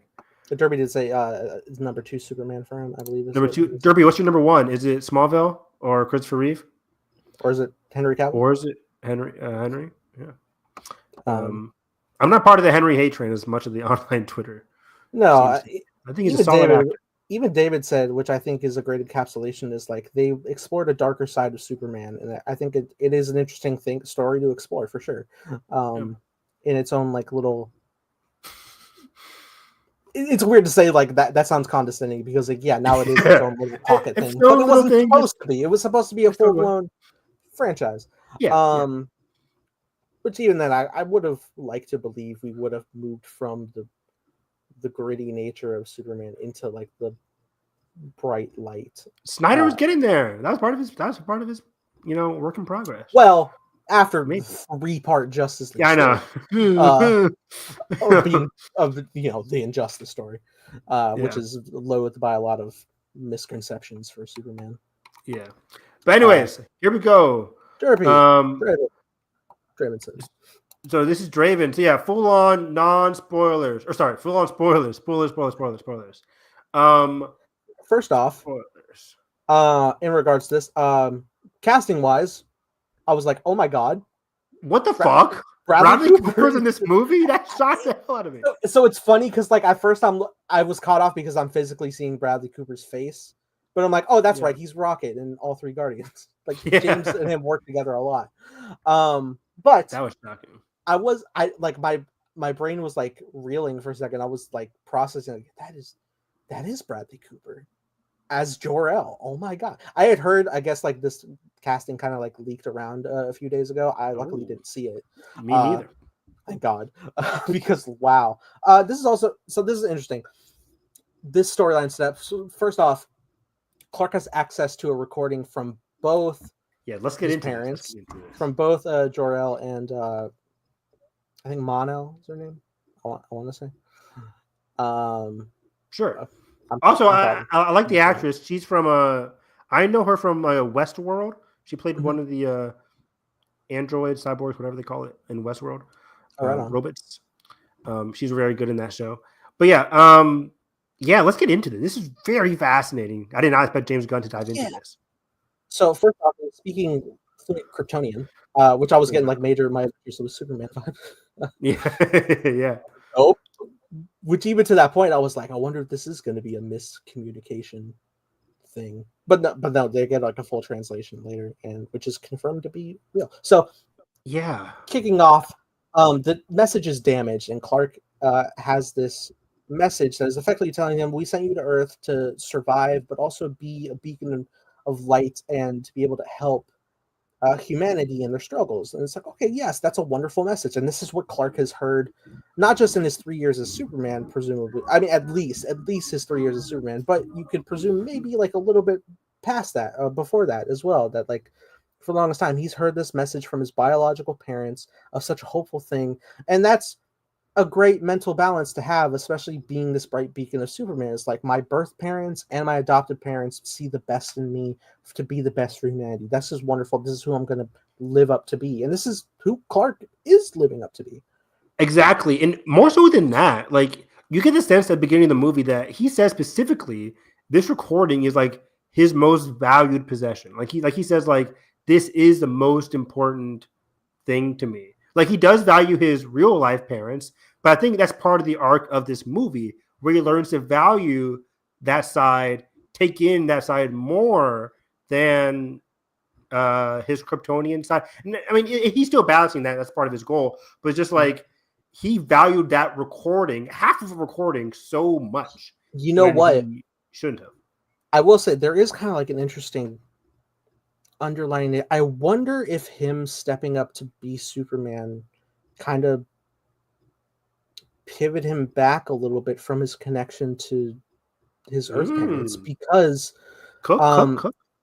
it seems like Clark is often visiting the fortress and he's often listening to his message from his parents because the robots say he finds it soothing. It's a nice moment for him. And then there's later in the movie when Clark's struggling with his own thing, he ends up getting a call from Ma and Pa, and they're like, hey, don't be a stranger. And Clark can go there in 5 seconds, but he hasn't been. That's so true. Like, that's such a fascinating part of this movie. It's like he doesn't connect. He doesn't go back to connect to his human upbringing that much. He is so locked in and fascinated by his Kryptonian lineage. That he feels like that lineage is giving him purpose. It's what drives him. That's the crux of his argument with Lois in the beginning of the movie. It's like, I'm here to help people, and he's like, his backbone is like this recording. Like, this is what I'm meant to do, instead of saying just like, this is what I was raised to do. Right. So it's very fascinating. But I love that, and specifically, like, the twist is it wasn't I don't want to say it, fake. Like the recording that Lex Luthor put out, correct me if I'm wrong, like Lex said, like Lex took it and broadcasted it, but like it wasn't fully incorrect what Jor-El was saying. Am I wrong? From what I'm hearing, which I think was confirmed by multiple points, is that the initial reaction that everyone, even characters in the movie, are suggesting is that Lex must have doctored the footage. It must be fake. It must be a miscommunication. But it's mentioned by both like the government guy that Lex is trying to convince, as well as Mr. Terrific, that multiple computer analysts who vetted the source claim it to be wholly an original file, that it is the original message, this is legitimately 100% the message that was sent with Clark to Earth, which is so interesting. It's very interesting, and it's like at first I'm like, maybe it was a miscommunication of the language of Kryptonian, but then it's like when the English pops on, the first part of the message is consistent to what Clark knows it to be. So it's like, okay, that's correct. So like it must all flow together correctly. Like whatever analyst would have vetted that as well. But then like I'm also was like desperately trying to like, I was in a moment like, say it isn't so, because we know his parents to always be like the best of Krypton. So I'm sitting here and I'm like, did Zod fuck with the footage? What is happening? I was genuinely like, maybe it's a miscommunication. Maybe it is like a My Adventures of Superman where it's like, oh, they're coming to attack. It's like, no, they're not. Things like that.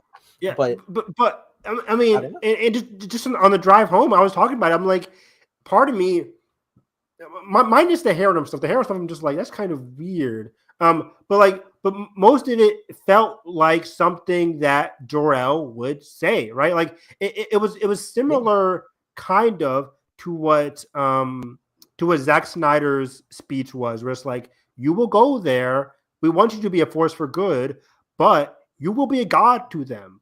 You will rule over them. Like it's not out of the realm of possibility for Jor-El to be like, these are simple beings, because they are compared to Kryptonian is a highly intelligent race. They are very simple-minded people compared to Kryptonians. But it's That is just like, true. yeah. I will say, like, when it did come to Jor-El, through like the full arc from both his words in Man of Steel all the way to Zack's cut of Justice League, he does kind of speak, yeah, like you'll be a god to them, but overall it's like you'll Be a force for join good. when you're ready, you'll join them in the sun, you'll help them accomplish wonders. Yeah. It's like Yeah, I'm not that's saying Rel was crazy in that one. Yeah. no, like it generally is a beautiful sentiment, especially like when it is that cut in the Snyder cut where he's getting the speeches from both of his dads before he returns to help the Justice League. That's wonderful. But yeah, here some of the words that were used did feel like very like harsh toward the description of humanity. Like I think they called it like not just like weak but like simple. Which I simple-minded. Which I could understand, but like didn't it start to like dip into the message saying like like rule over them? Yeah, you'll rule over them. You'll be more intelligent than them. And this is what threw me off. This is where I'm like, this sounds more like Zod than what did. Clark would get. And then like the whole then like you'll pick a wife and start a family. I'm like, whoa. Like that felt so off to me. That felt like Zod too, in the sense, especially from like Man of Steel. It was like we have to regrow Krypton. Like granted, he went through like the fucking terraforming, but like this also sounds of that vein.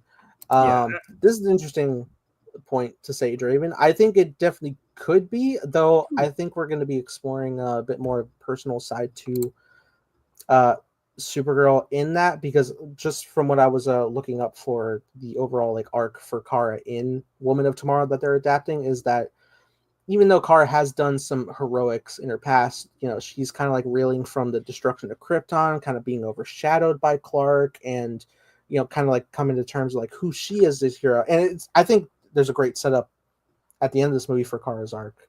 Yeah. By the way, I didn't do my obligatory. Kara's in this movie and she's amazing. I was screaming like a baby when I saw her on screen. I was like, elated. Yeah. I was like, she's here, full suit. That's Millie up there. That suit is amazing. I'm like, that looks great.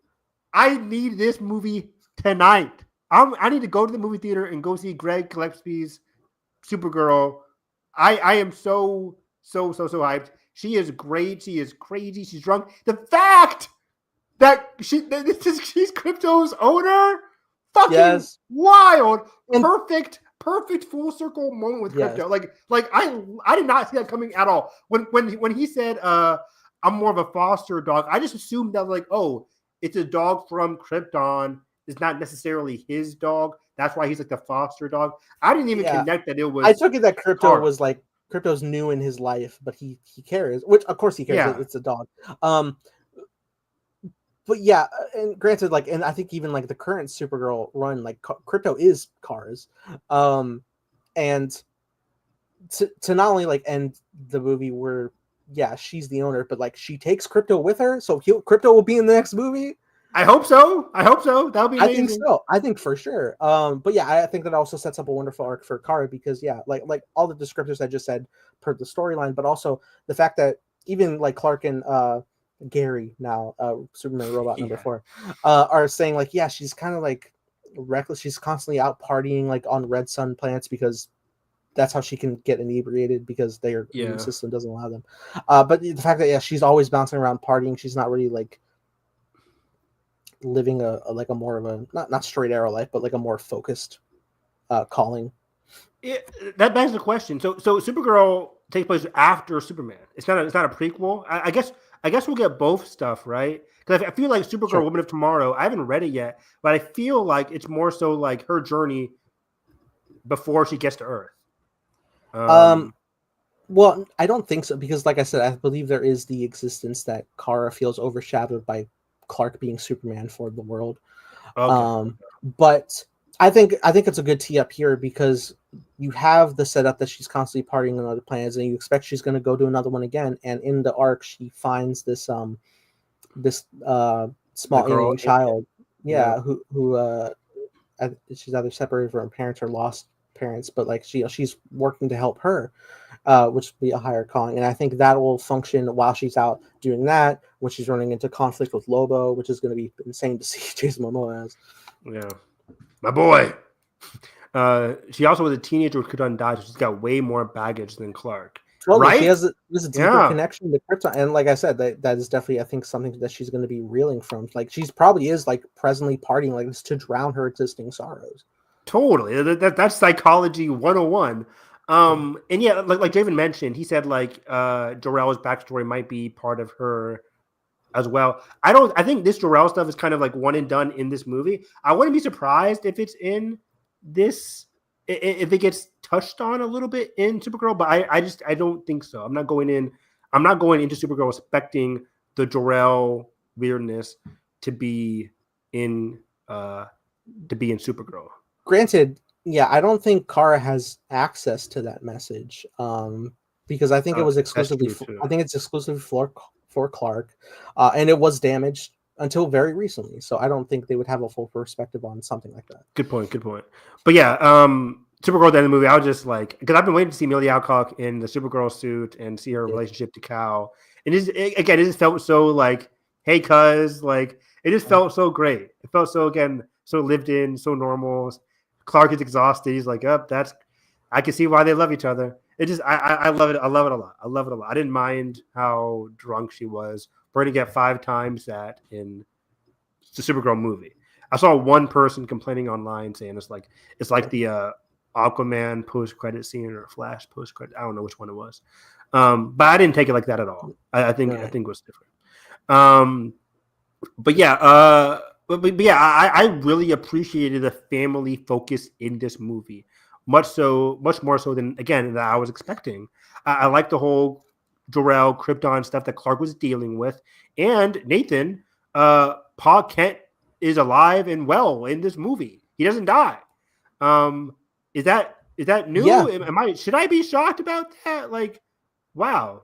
I think, yeah, that's pretty new. I've experienced majority storylines where Pa dies. I've even gone as far as to where Ma Kent dies after a little ways more down the line. But yeah, so this is interesting. Although I think this kind of makes like an interesting piece to have in Clark. You know, like I said, the suggestion that maybe Clark hasn't been close with Ma and Pa Kent for a bit. This is a great stepping stone for him to let Pa still be alive while Clark can like reconnect with them, because they had the beautiful scene on the porch between him and Pa. So great. It was wonderful. I think I love the bits he said. It's like, you know, it's not up for parents to decide who their children are. Just like support. Great scene. And then of course the final scene in the movie is so heartfelt, so James Gunn coded, but it was just beautiful. You know, the playing Clark's favorite song, you know. And then they go to, let's watch the video. And the video is like all of Clark growing up. Yeah. With Mom and Pa Kent. Perfect ending. Perfect. It was the same. It was the same descriptor. Like, you want to play the message from your parents? It suits him. It's like, yeah, I do. And yeah, just showing it all. And like, they really like let that scene play. Like, where they're cutting between the footage to like Clark just being happy, laying there, taking it all in, like really reconnecting with like, this is who I am. This is who I was made into. It was so touching, so heartfelt. It was glorious. But yeah, like you touched on it earlier, but like Clark and Lois, again, perfect dynamic in this movie. And the early argument that they have in this movie was so entertaining, so fun, so like Clark and Lois coded. You know, I think they said like this was their screen test or whatever, but like this was just perfect. I loved this relationship so much. Yeah, it felt so natural, the performance of this interview that they had, where, you know, they're like starting, stopping, clarifying, trying to get on Come on, Lois. Like, you know what I meant. I love that different bits. And then the perspective hitting that Lois insists that she wasn't good at relationships, and that it seems like this is no different, which is like, as a longtime Superman fan who loves Superman and Lois's relationship, Clark and Lois, I'm like, oh no, No, don't break him up. I'm scared. Yeah, I liked it. I liked this. I like that they were getting strife in their relationship. It's not Clark just like what.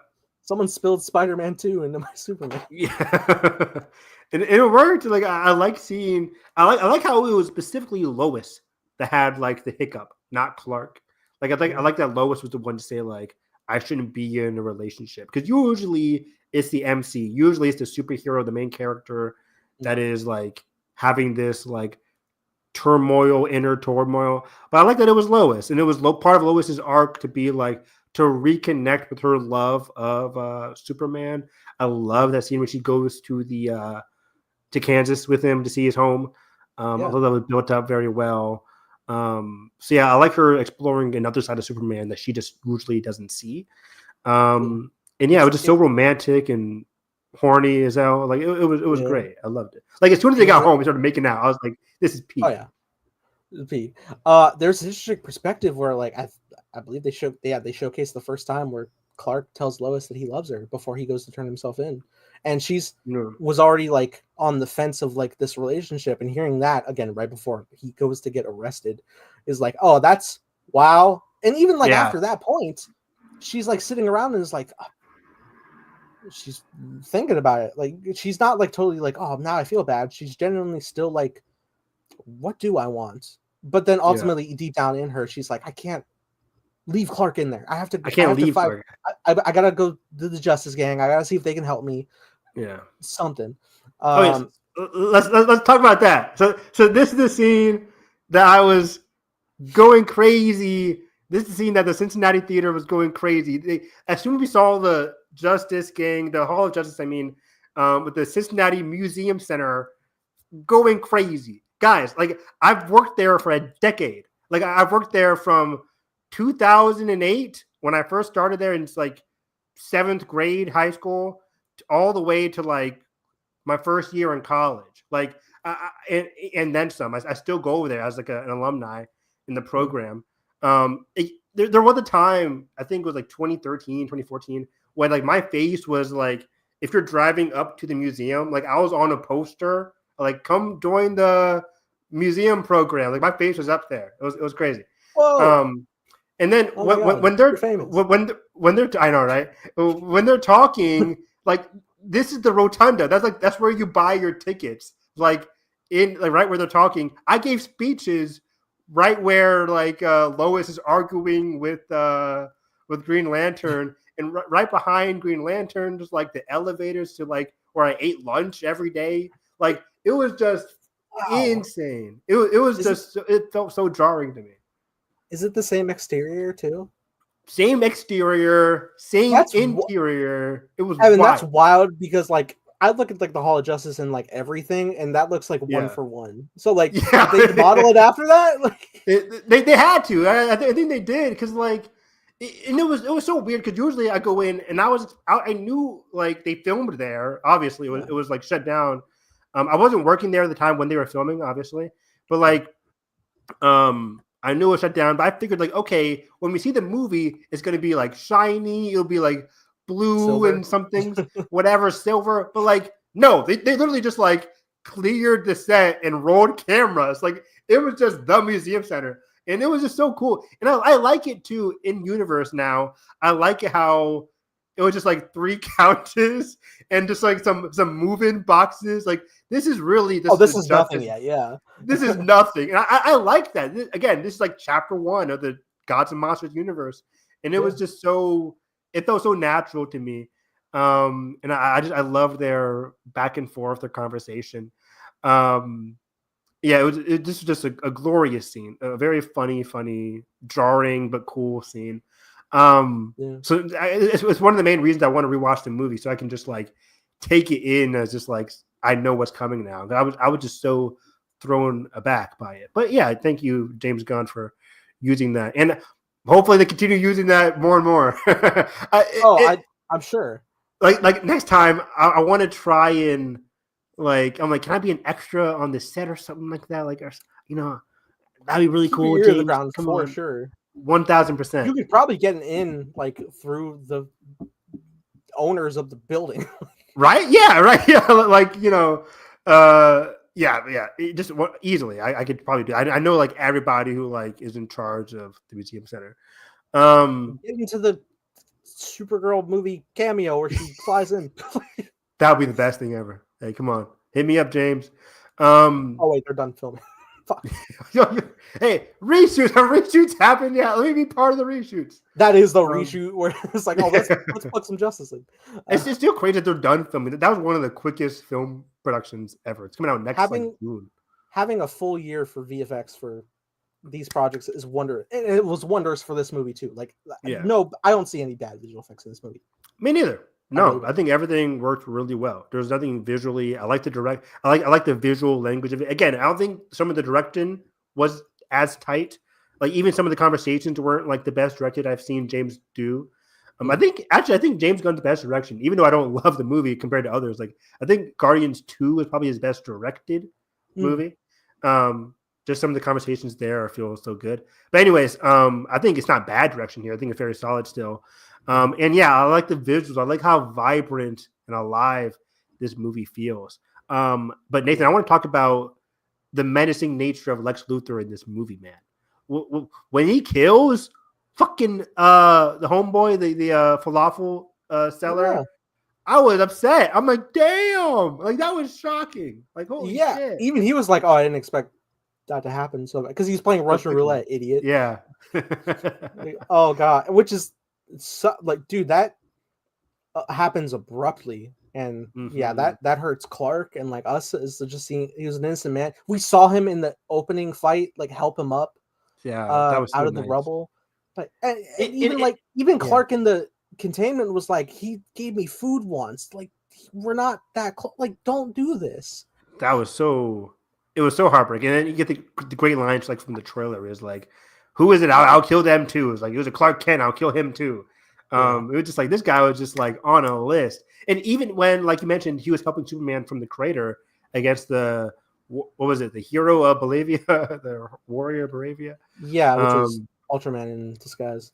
Very funny. It wasn't Kara, but we did get Kara, so Kara. It's fine. Yeah, it was just a clone of Clark. Which I don't think I've heard. That's the whole thing. I'll break down a bit. Cool. Yeah, I don't think I heard rumors about that, but either way, that was a really surprising reveal. I was like, oh, okay, they're doing the clone storyline here. I'm glad they got it out of the way in the first movie. Well, may not be oh god. In a more interesting way than you're thinking. But what was I gonna say? But yeah. As soon as the guy was helping out Clark, like Lex was like, pull up his file. I'm like, damn, like Lex, chill out, dude. And I wonder if people are gonna have complaints about it, but I love in the third act, Lex just monologuing to Clark. Yeah, I'm jealous. Yeah, I'm filled with envy. But like I like how he owned up to it. And then he mentioned the whole Galileo scenario. It's like, yeah, like people compare me to Galileo, but those people, like I understand, but you're an alien. It's like you don't have a right to be in the same set. I wouldn't be surprised. I wouldn't be surprised if that was his audition. Like that was really good. That was a really good scene. That was like, that's what I said, like best supporting character, because like he was so locked in that scene. I loved that scene so much. I know Lex is so in this movie so above everybody, but like to just like so openly state about himself in that scene, in that full control room of people, to just like directly speak to Clark. It felt very young Lex. Like this felt very in character for Lex. Like I can't see, like again, like Justice League Unlimited where you get like the older Lex, the older Clark. Like I can't see him doing that. He's a bit more controlled as he gets older. But like this Lex is 30s. Like he's a young kid. Again, it's very much like that modern tech, like Elon Musk is an older dude, but like a younger, like kind of like tech billionaire. Yeah, I got that vibe. You definitely get the sense that to the public, master manipulator, to his subordinates, terrifying. Yes. Even though some of them speak up, usually they speak up in the face of like the end of the world. But yeah, other than that, he had a whole squad with him. I was like, dang, he had a whole posse. They're all loyalists for sure. Yeah. Which is God, but yeah, the containment alone, like he has like fucking like ex-girlfriends in there. That was sick. Dark as fuck. Like that's I mean, this is not above like comics. Like comics Lex does some fucking weird shit. Like he built like a robot of Lois to sleep with, like to that level. That is fucked. It's very fucked. A very terrible parasocial Superman thing that he has. But yeah, this storyline, I'm so intrigued to break down Lex in future installments, because like I'm seeing like he's just full steam ahead, hates Superman above all else, and I know that's deep rooted from his development of being abused by his father, which is usually instilled with the character. It was even in the last one with Jesse Eisenberg. But like the idea that we are likely to explore the deeper roots of that, because James does characters and their humanity like very well. And I think, even if his villains aren't like the top echelon of development usually, though they're still pretty damn good, especially in connectivity to the characters. Lex is just such a prominent, important. He's literally like, you speak to any Superman story whatsoever, it's Superman, Lois, Lex. Like they are the top three that you have to explore. Yeah, no matter who's the villain in the second Superman movie, I really want Lex to have some kind of role in that movie, because he was just so compelling in here. Like I don't want to see an absent Superman. I don't want him to be absent in a Superman movie at all, because his dynamic with Clark, David and Nicholas just have such great chemistry on screen together. It's great. I mean, the scene, and this is a scene that I avoided on Twitter when they uploaded the clip. But when Superman, where's the dog? Yeah, where's the dog? I'm like, that scene was great, and the little slurp, like, oh, the dog with the cape. I was like, oh shit, like that was fantastic. Bastard. I'm watching the clip. He's like, I don't know what you're talking about. Ugly dog in a cape. I was like, you bitch. That was an amazing scene. I would have lost my shit if I was Clark too. Like, you guys heard that, right? And it was like, oh, Superman. Yeah, super crazy. Yeah. That the fucking stupid people online. He was like Clark couldn't hear that with the super hearing. He's taken aback by the audacity. Right? Yeah, he heard it. He's just like, what the fuck? That is to say that immediately following that scene, the cameo of Peacemaker is hilarious. Amazing. Erupted. Yeah, like Peacekeeper has this much. Is Peacemaker? Peacemaker. Like he had this much like clout, because my theater went crazy for it too. It's like, oh wow, it's like a Peacemaker. So yeah, that was a great cameo. Great cameo. Yeah. Interesting. Also, the use of Rick Flag in this movie, very minimal, but his presence is around, and he's in multiple properties. Did it feel different from the Peacemaker, from the Rick Flag we got in Creature Commandos? I can't speak to it. I still have not watched Creature Commandos. Oh, did we not talk about that on stream? No, we didn't get a chance because I didn't see it. Oh, we did. I think you might have spoken a little non-spoilery on your feelings of it, but it's a very, very fun show. Not perfect, but I give it like a 7 out of 10. Yeah. But yeah, Rick seemed a little bit different. He seemed a bit more hardened here than he was in Creature Commander. He seemed more lax on that show.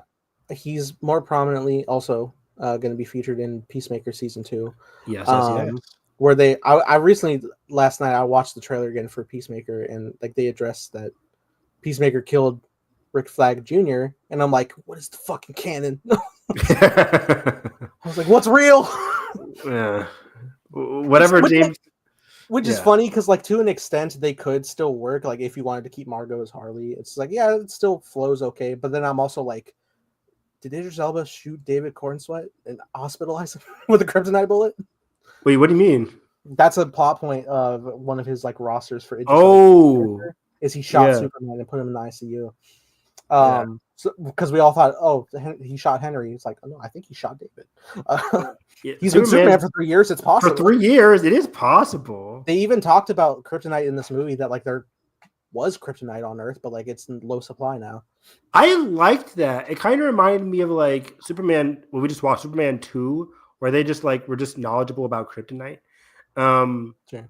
So yeah, I'm just like, it's interesting. I wonder how that happened. I really don't care, but like it's I don't mind it at all. Like again, like they they were knowledgeable about kryptonite, and B, they knew like the Kryptonian language. Like they had linguistic experts on Kryptonian dialogue. So yeah, that's very compelling. So what else? We could let's speak quickly on Metamorpho. I liked him quite a bit. Yes. I like Metamorpho a lot. He had. It's interesting. This is something that I want to have on rewatch because like there's a sequence where it's just like, so I want you to keep on holding Superman down via kryptonite. We have your son in jeopardy. And then the falafel guy dies, starts crying. Then he's like, okay, well, you can save my son, right? It felt like the change could have happened sooner for Metamorpho to make that switch up. But I don't know. Suppose I think like a lot of the other prisoners who was trying to rat him out when he started to help. That was funny as hell. Yeah, I think it was. I think he genuinely believes there is no beating Lex. Like nobody's been able to escape this guy who I have no real knowledge of. Probably can't either. Just know that he's weak to kryptonite. It's like, okay. But then being so emotionally vulnerable, he's like, okay, there must be something. Do you really think you can get to my son? I think that's a helping point. Now, granted, nobody really wants to gamble the idea of like the split second charge to save somebody you like in the hands of a villain, but I think it does work in his favor because it does. Clark needs the power of the sun, and that's blinding to everybody. So for sure. Well, like it was funny because he says, "Can you make it to my son in time?" And the guy who was like holding the son captive is like blinded. But I'm like, Superman shouldn't have made it in time. All it takes is a quick like I'm not rooting for the baby to kaput, but it wouldn't have been that hard. But I didn't mind how the guard was just like, I'm completely stunned here. He's blinded. It was the sun. Small. He was holding the baby in his hands. I thought it was. Sure. Well, maybe the goon is also like not so quick to just murder instantly. Maybe that's it. And I'm like, thank God he wasn't. But let's talk about that crazy like vibrant sequence of they're just like in a river of matter. It was so weird and so cool. I loved it. Otherworldly, other dimensional that like trickles down to an open black hole. This is even Mr. Terrific spoke on like, this is the dumbest fucking thing Lex has ever done. Like, this is so unstable. This is horrible. So unstable. Yeah, he said like if this pocket dimension messed up, like a black hole would have instantly. Yeah, I forget. Like, goodbye, Earth. I forgot the unit of measurement he used, but like if it was off by like even like the tiniest fucking cell, like everything would have imploded Earth. There'd be a black hole where Earth is. It's like, wow. Which like I know Lex is genius enough and has genius's high level enough to get his results, but like to gamble so freely, which is also a big point in the climax where like Lex is just so openly like letting the Earth fucking crack open, and his subordinates are like, where will we land when this is all over? Like we can like fly away, but like where are we gonna go? That's what I'm saying. And that's also could have been Metamorpho's big sticking point. Like even if I save Clark now, it's like where are we going to go? Like you just said. So, it's very fascinating. It was a very fun sequence. Yeah, I like the use of his powers. The different forms he changes into. I like that he blew up his whole body into acid against the people. Crypto is. I love Crypto. He's such a hindrance on something. Like he's giving up all of Mr. Terrific's gadgets, and it's like stop, no. Which makes some context into the trailer. He's like, "You brought the dog, man." Like now you get the bigger context of Mr. Terrific being so annoyed by Crypto always bothering him, and the he's bothered by everybody. Yeah, it was great. It was great seeing Crypto, be a force of chaos, but also a very force of like clutch saves as well. It ultimately that comes to a benefit in the fight when he's fighting Ultraman, where Crypto gets all of Lex's cameras, so he can't call the preset moves to beat Superman, which is also like a wild like Taskmaster level of like I've studied his moves for years, so I know every predictability of like how to fucking cheat code him. It's crazy. I thought that was so cool. Like, Yeah. especially in the first action sequence of the movie, it was just like when you're seeing it for the first time, it's like AC 3-2, it's like 3F. It's like, oh wow, like Lex is a genius and he's on it. He's beating Superman handedly here. It gets like to such a personal level that like his calling the commands like feels like he's laying the punch himself. Where he's like, right? He's like, it's like real steel. It's like, yeah, 1A. Like he's conducting the orchestra of pain against Clark. It's crazy. Yeah, it was really intense. I love that a lot. But yeah, let me talk on Ultraman being a clone of Clark. That was crazy. So to my understanding, I believe what they're doing is kind of setting up the groundwork for the evolution of this character, which just based off of the design of the clothing of what Ultraman is dressed in and him being of similar power set and strength to Clark, appears to me to be the early works that will eventually lead to Doomsday. Didn't he get sucked into a black hole? Yes, but that doesn't necessarily mean that is the end of this character. He may end up in a different universe by that measure, but he could return. This is also leads to the interpretations that I've seen, which I especially saw played out in the events of Superman and Lois in multiple seasons, which they have another version of Clark who is effectively Bizarro. He's from a backwards world.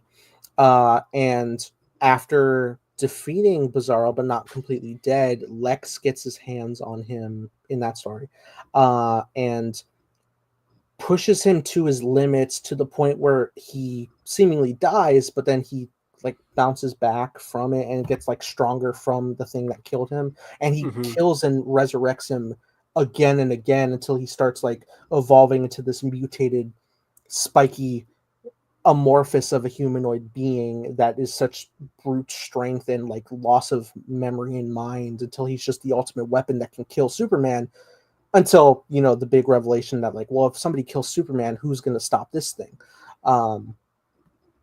Thus is the impending danger of Doomsday. So I think James is playing an interesting long run of that, which I think will be, granted, as much as I do like what Snyder told, I feel like we got to the Doomsday thing way too quick. I think if we take our time with that, where we have such deep emotional development for the Superman, his connectivity to Lois and all the people around him, and like we see how much the world champions the idea of Superman, even bouncing back from his backlash from the message that Lex released. Like it does seem like by the end, like the news reports, everyone like loves Superman. Even before that, the world loves Superman. He's such a beacon of hope.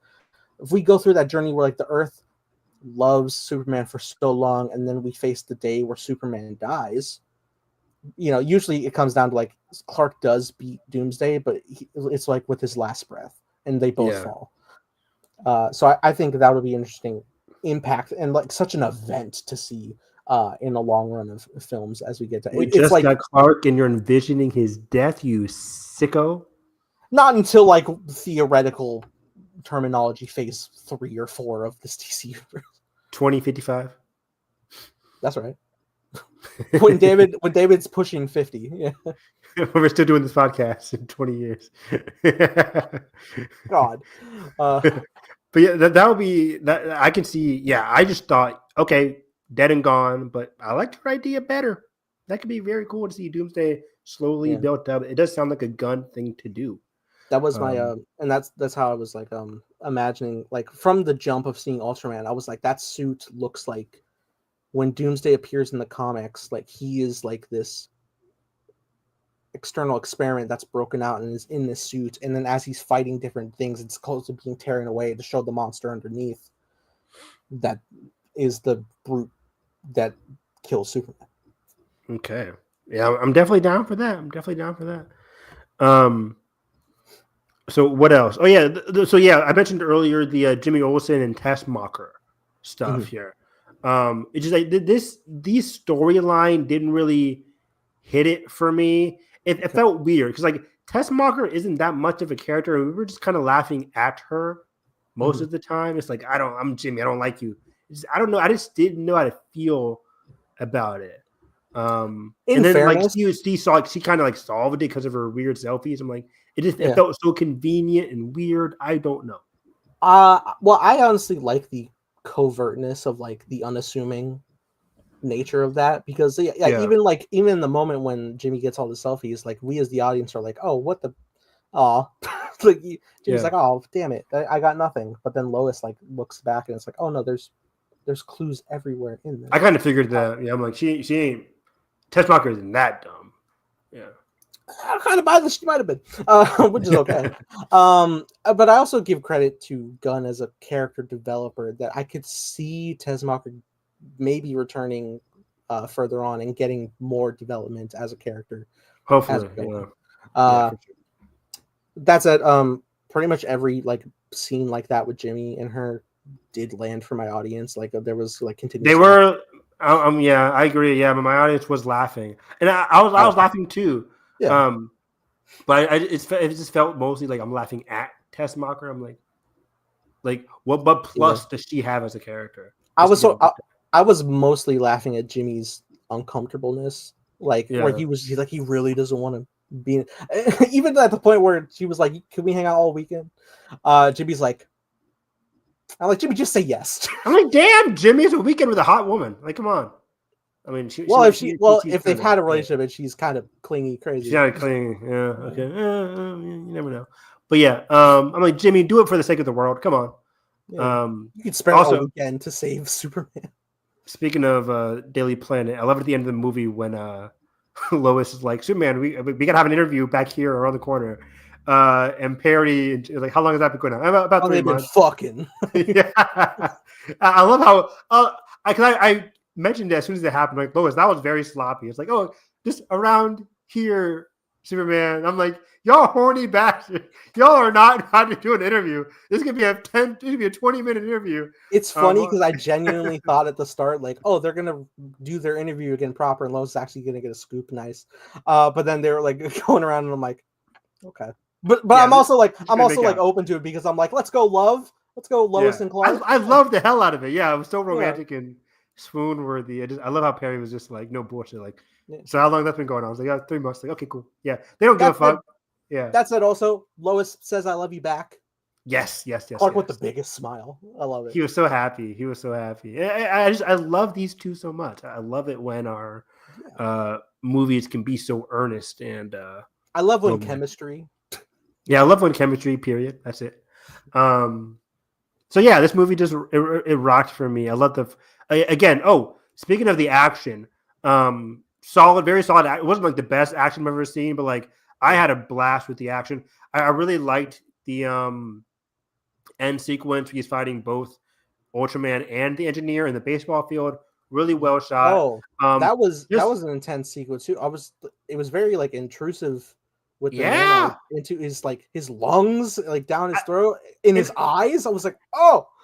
And I'm thinking, I'm like, how the hell is he gonna get out of this? So when he's going up there, yeah. What were you thinking? When I first thought, I thought it was like, okay, he's gonna freeze the nanites by going high into the atmosphere, like Iron Man style. I didn't know. My brain was like, which I think is like my go-to Superman problem all the time, is like he needs to fly into the sun, either to recharge or burn it, because like how do he's in his eyes? Yeah. It was like the other first thing was like, oh, he needs to freeze it, but then he kept on going higher. I'm like, okay, maybe he's just gonna go to the sun, but that's kind of weird. Like, my biggest worry against the like ticking of the clock was like he's gonna run out of air. Yeah. How long does he have? Can he reach the sun theoretically? Yeah, the sun's far away. It's not neighboring us. And he was like slowing down. But I liked it. He just like went full back down. Orbital dropped her, and I was like, oh my god! And then she was like, I gotta let go. And then, did Luther say like let go or don't let go or something like that? It was just like I think Luther said like don't let go, and she's like, I'm not trying to die here. Because I think she has to be connected in for the nanites to be working. So like if she peels off, then they're gonna peel off, and then he'll be better. Even though like he had to puke it up. It was bad. Yeah. As soon as she went unconscious, the nanites also went unconscious. But I thought she was dead. I thought like when she dropped, cause I saw Clark get up first. I'm like, is she dead? But like, no, she's still breathing. I'm like, oh, okay. No, we have to make the authority. Yeah, that movie's not happening anymore. I don't know. Honestly, I was taken aback to see the words "gods and monsters" in the crawl. I was like, oh shit, we're still running. Doing Let's this. go. Yeah, this wasn't like a investor thing. I do also. I love the crawl. Me too. In threes, every bit of story. 300 years ago, metahumans introduced gods and monsters. What was it? 3 decades ago. 30 years ago, a baby arrived in the pod. It was adopted by Kansas farmers. I was like, this is a nice way to like go through the story, 3 years ago he came out as Superman. 3 hours ago he faced, was it fucking 3 weeks ago he intervened with this war.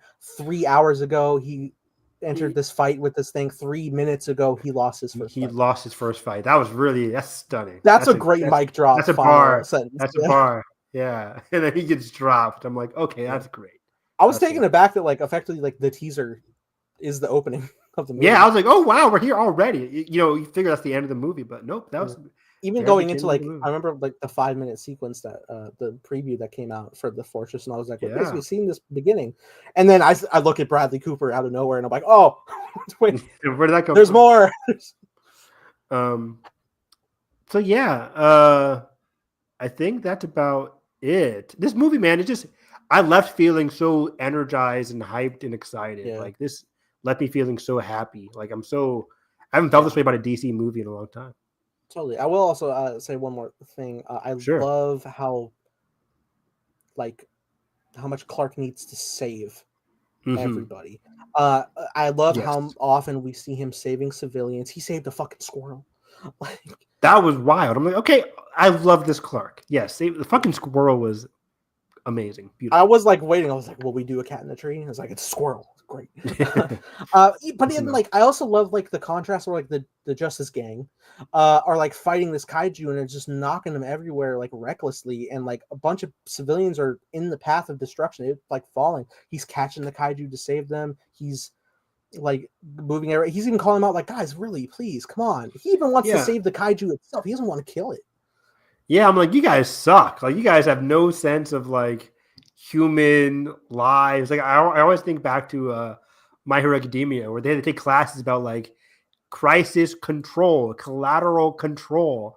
Just like you can't be a hero if you saves a broken building from falling, but the rest of it, piles on some humans. You got to be aware of like what's happening. And they were just defeating this, killing the kaiju. And then just letting it drop on people. But yeah, you're right. I like how Superman in this movie he's so human. He's so like, gotta save everybody. I gotta save everything. People are going to die. Like I had to do something. He is so compelled by just the brightest of humanity. It was magic to watch. I fully agree. It was. Even to speak on that, like I was worried because I was seeing like Metropolis split apart, which also shout out Metropolis being actually Metropolis and not New York City. But like the buildings were like dominoing on themselves, and I was like, this is fucking Man of Steel levels of destruction. And then I was even like kind of wondering, I was like, can Clark catch one of the buildings? And then I see like how it's falling, where like it falls, but like it like curves and crumbles as it goes down. I was like, there's no saving it. He does get like one of the last ones to stop like the lady from getting crushed, which I love. That. Like, again, like all these little moments. And then also the parallel to Lex being so evil that he's just like being told to like stop, like people are dying. He's like, they chose him, let them die. They chose him, let them die. He's like, it's gonna reach another city. He was like, well, fuck you. I'll wait till it gets to a city that I give a shit about, or something like that. You have the code to stop it. I was like, damn. He's like, we gotta stop this. Like, he's like, I don't care about that city. I want Superman dead. I'm like, oh wow. Lex was spitting. The obsession is palpable, and I love the final like words they have face to face in the comms tower. Great, yeah. Before Crypto fucks him up, that was wonderful. That was wild. Of course, crowd goes crazy. You had to have your Hulk and Loki moment. That's like, that's amazing. Really good, like catharsis. Yeah, just beat his ass, Crypto, please. It was great. Go do that Yeah. to Lobo next movie. Yes, hopefully. But yeah, that was very funny. Yeah, just you got a perfect comeuppance.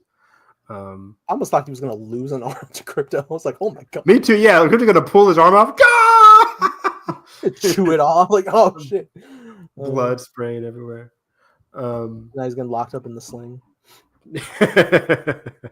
uh, that guard didn't give a shit. He was like, get his bald ass in the fucking car. yeah, he's going to Belle Reve. Yeah. So we do have Belle Reve. I wonder if there's any existing villains in there. Yeah. I do wonder like how, like I said, this property is so lived in, like nothing's introduced, everything's established. Like eventually we're gonna get to stuff that will be introduced and like teeing up future things. I mean, we already have like the Justice Gang. We know that will evolve into the Justice League. I'm so intrigued to see how the next entry of things start to connect with it. I know that sounds scary with like a connectivity over story. I trust Gunn and Safran to balance it. Yeah, I trust them a lot, and I don't think like we will see them in Peacemaker, but I don't think anything that we need to watch for Superman 2 or any of the movies is going to be relevant to what happens in Peacemaker. Peacemaker, they're going to do the right thing, whereas just like the TV shows are going to work upon the movies, but the movies aren't going to be beholden to like the TV show.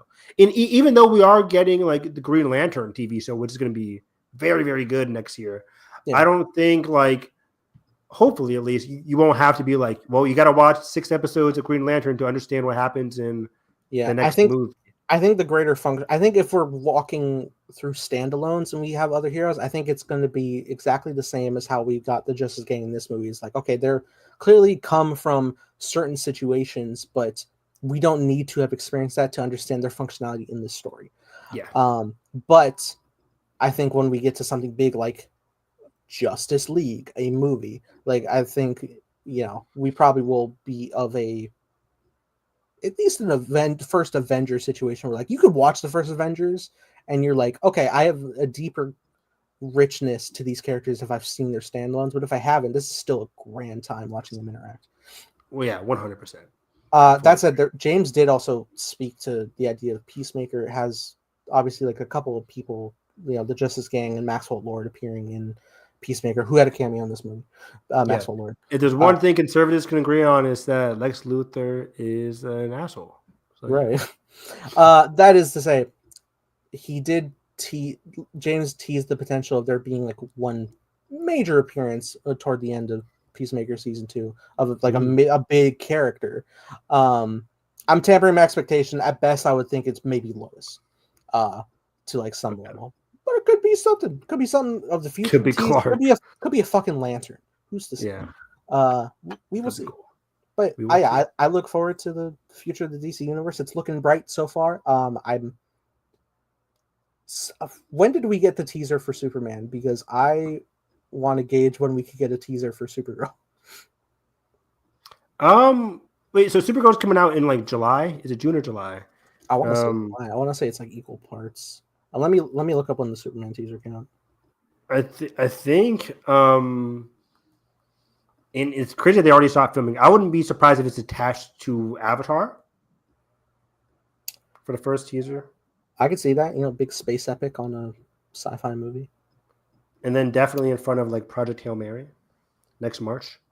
Yeah. The teaser for Superman looks like it came out December 19th. Okay. So yeah, in front of Avatar. That would be in time. Perfectly. Yeah. Avatar is going to have a lot of you're going to need to show up to the movie theater on time for Avatar because you're going to be getting the trailer for Supergirl, the Spielberg UFO movie, the Odyssey. Yeah. Like, not Doomsday anymore. Not Doomsday. Maybe Spider-Man. I don't. That feels a little early to me. What is it? September? August? July. Oh, July. End of July 31st. Something like that. Maybe. I feel like Sony doesn't market as early as you think. Yeah. So Sony probably is going to wait till Sony is doing the Project Hail Mary. So, and that comes out in March. So we could get our first trailer in March. Next March. Yeah, I can see that. But yeah. But yeah, I can't wait for Supergirl. I'm even more excited for that now. Yeah. I can't wait for Peacemaker. More excited for that now. And yeah, I had a great time with this movie. I cannot wait to see it again. Totally. So yeah, Do you, find me on Twitter. Oh, yeah. just in regards to trailers, do you think we're gonna get our first trailer for Avatar before Fantastic Four? Yes. Yes. So I think next couple weeks. in next 2 weeks, I think it has to be before the end of this month. 100%. Yeah, because I'm like, what is the next? I mean, I guess technically from like the Fox side, it would be Predator to start marketing, but like That's also way if you want like a big title attachment on your big Marvel, especially something as big as Fantastic Four, I would imagine you want to start doing Avatar. Yeah. Yeah. I wouldn't be surprised if we get it next week. But Yeah. But yeah, find me on Twitter, Harris EV9, talking all things anime, superhero, Superman, Big Brother starting tomorrow, 90-minute premiere. Again, if you are not a fan of Big Brother, just mute BB27 if you have me on notifications or follow me. Anyways, and yeah, that's about all I'm doing. I'm just living my life like it's golden. What are you doing? Mega show called Time Blazer, co-starring Craig Salt and Evan Harris. Playing Ben, who is a stronger character than Green Lantern. Fuck you, Guy Gardner. I would credit you Right? stronger. You're stronger than Guy Gardner's Green Lantern. Let's go. Let's go. I guess mentally, like right, because that's where his power comes from. Some cool materializing that he did in the movie. Like he put like a muzzle on the kaiju. That was cool. Yeah. I feel like I really do feel like if I'm put on the spot to like get creative as a lantern, I'm gonna draw a blank a lot of times because you have to be quick on your feet for something so crazy. I mean, you could think of like something basic, which I think even like the movie called. I was like, oh, you make like a sword or a gun. But I feel like that's what I would do too. Because like, what the fuck am I gonna make? Fucking, how abstract can I think in like a millisecond? Otherwise, you can follow me at _TimeBlazer, and you can follow me at _Nathan Rojas. All of our social media is linked in the description below. Yeah. That being said, if you guys enjoyed this, like button, subscribe not already, ring the bell so you miss coverage on all things movies and TV. That being said, hope you have a great day. Catch you guys next time.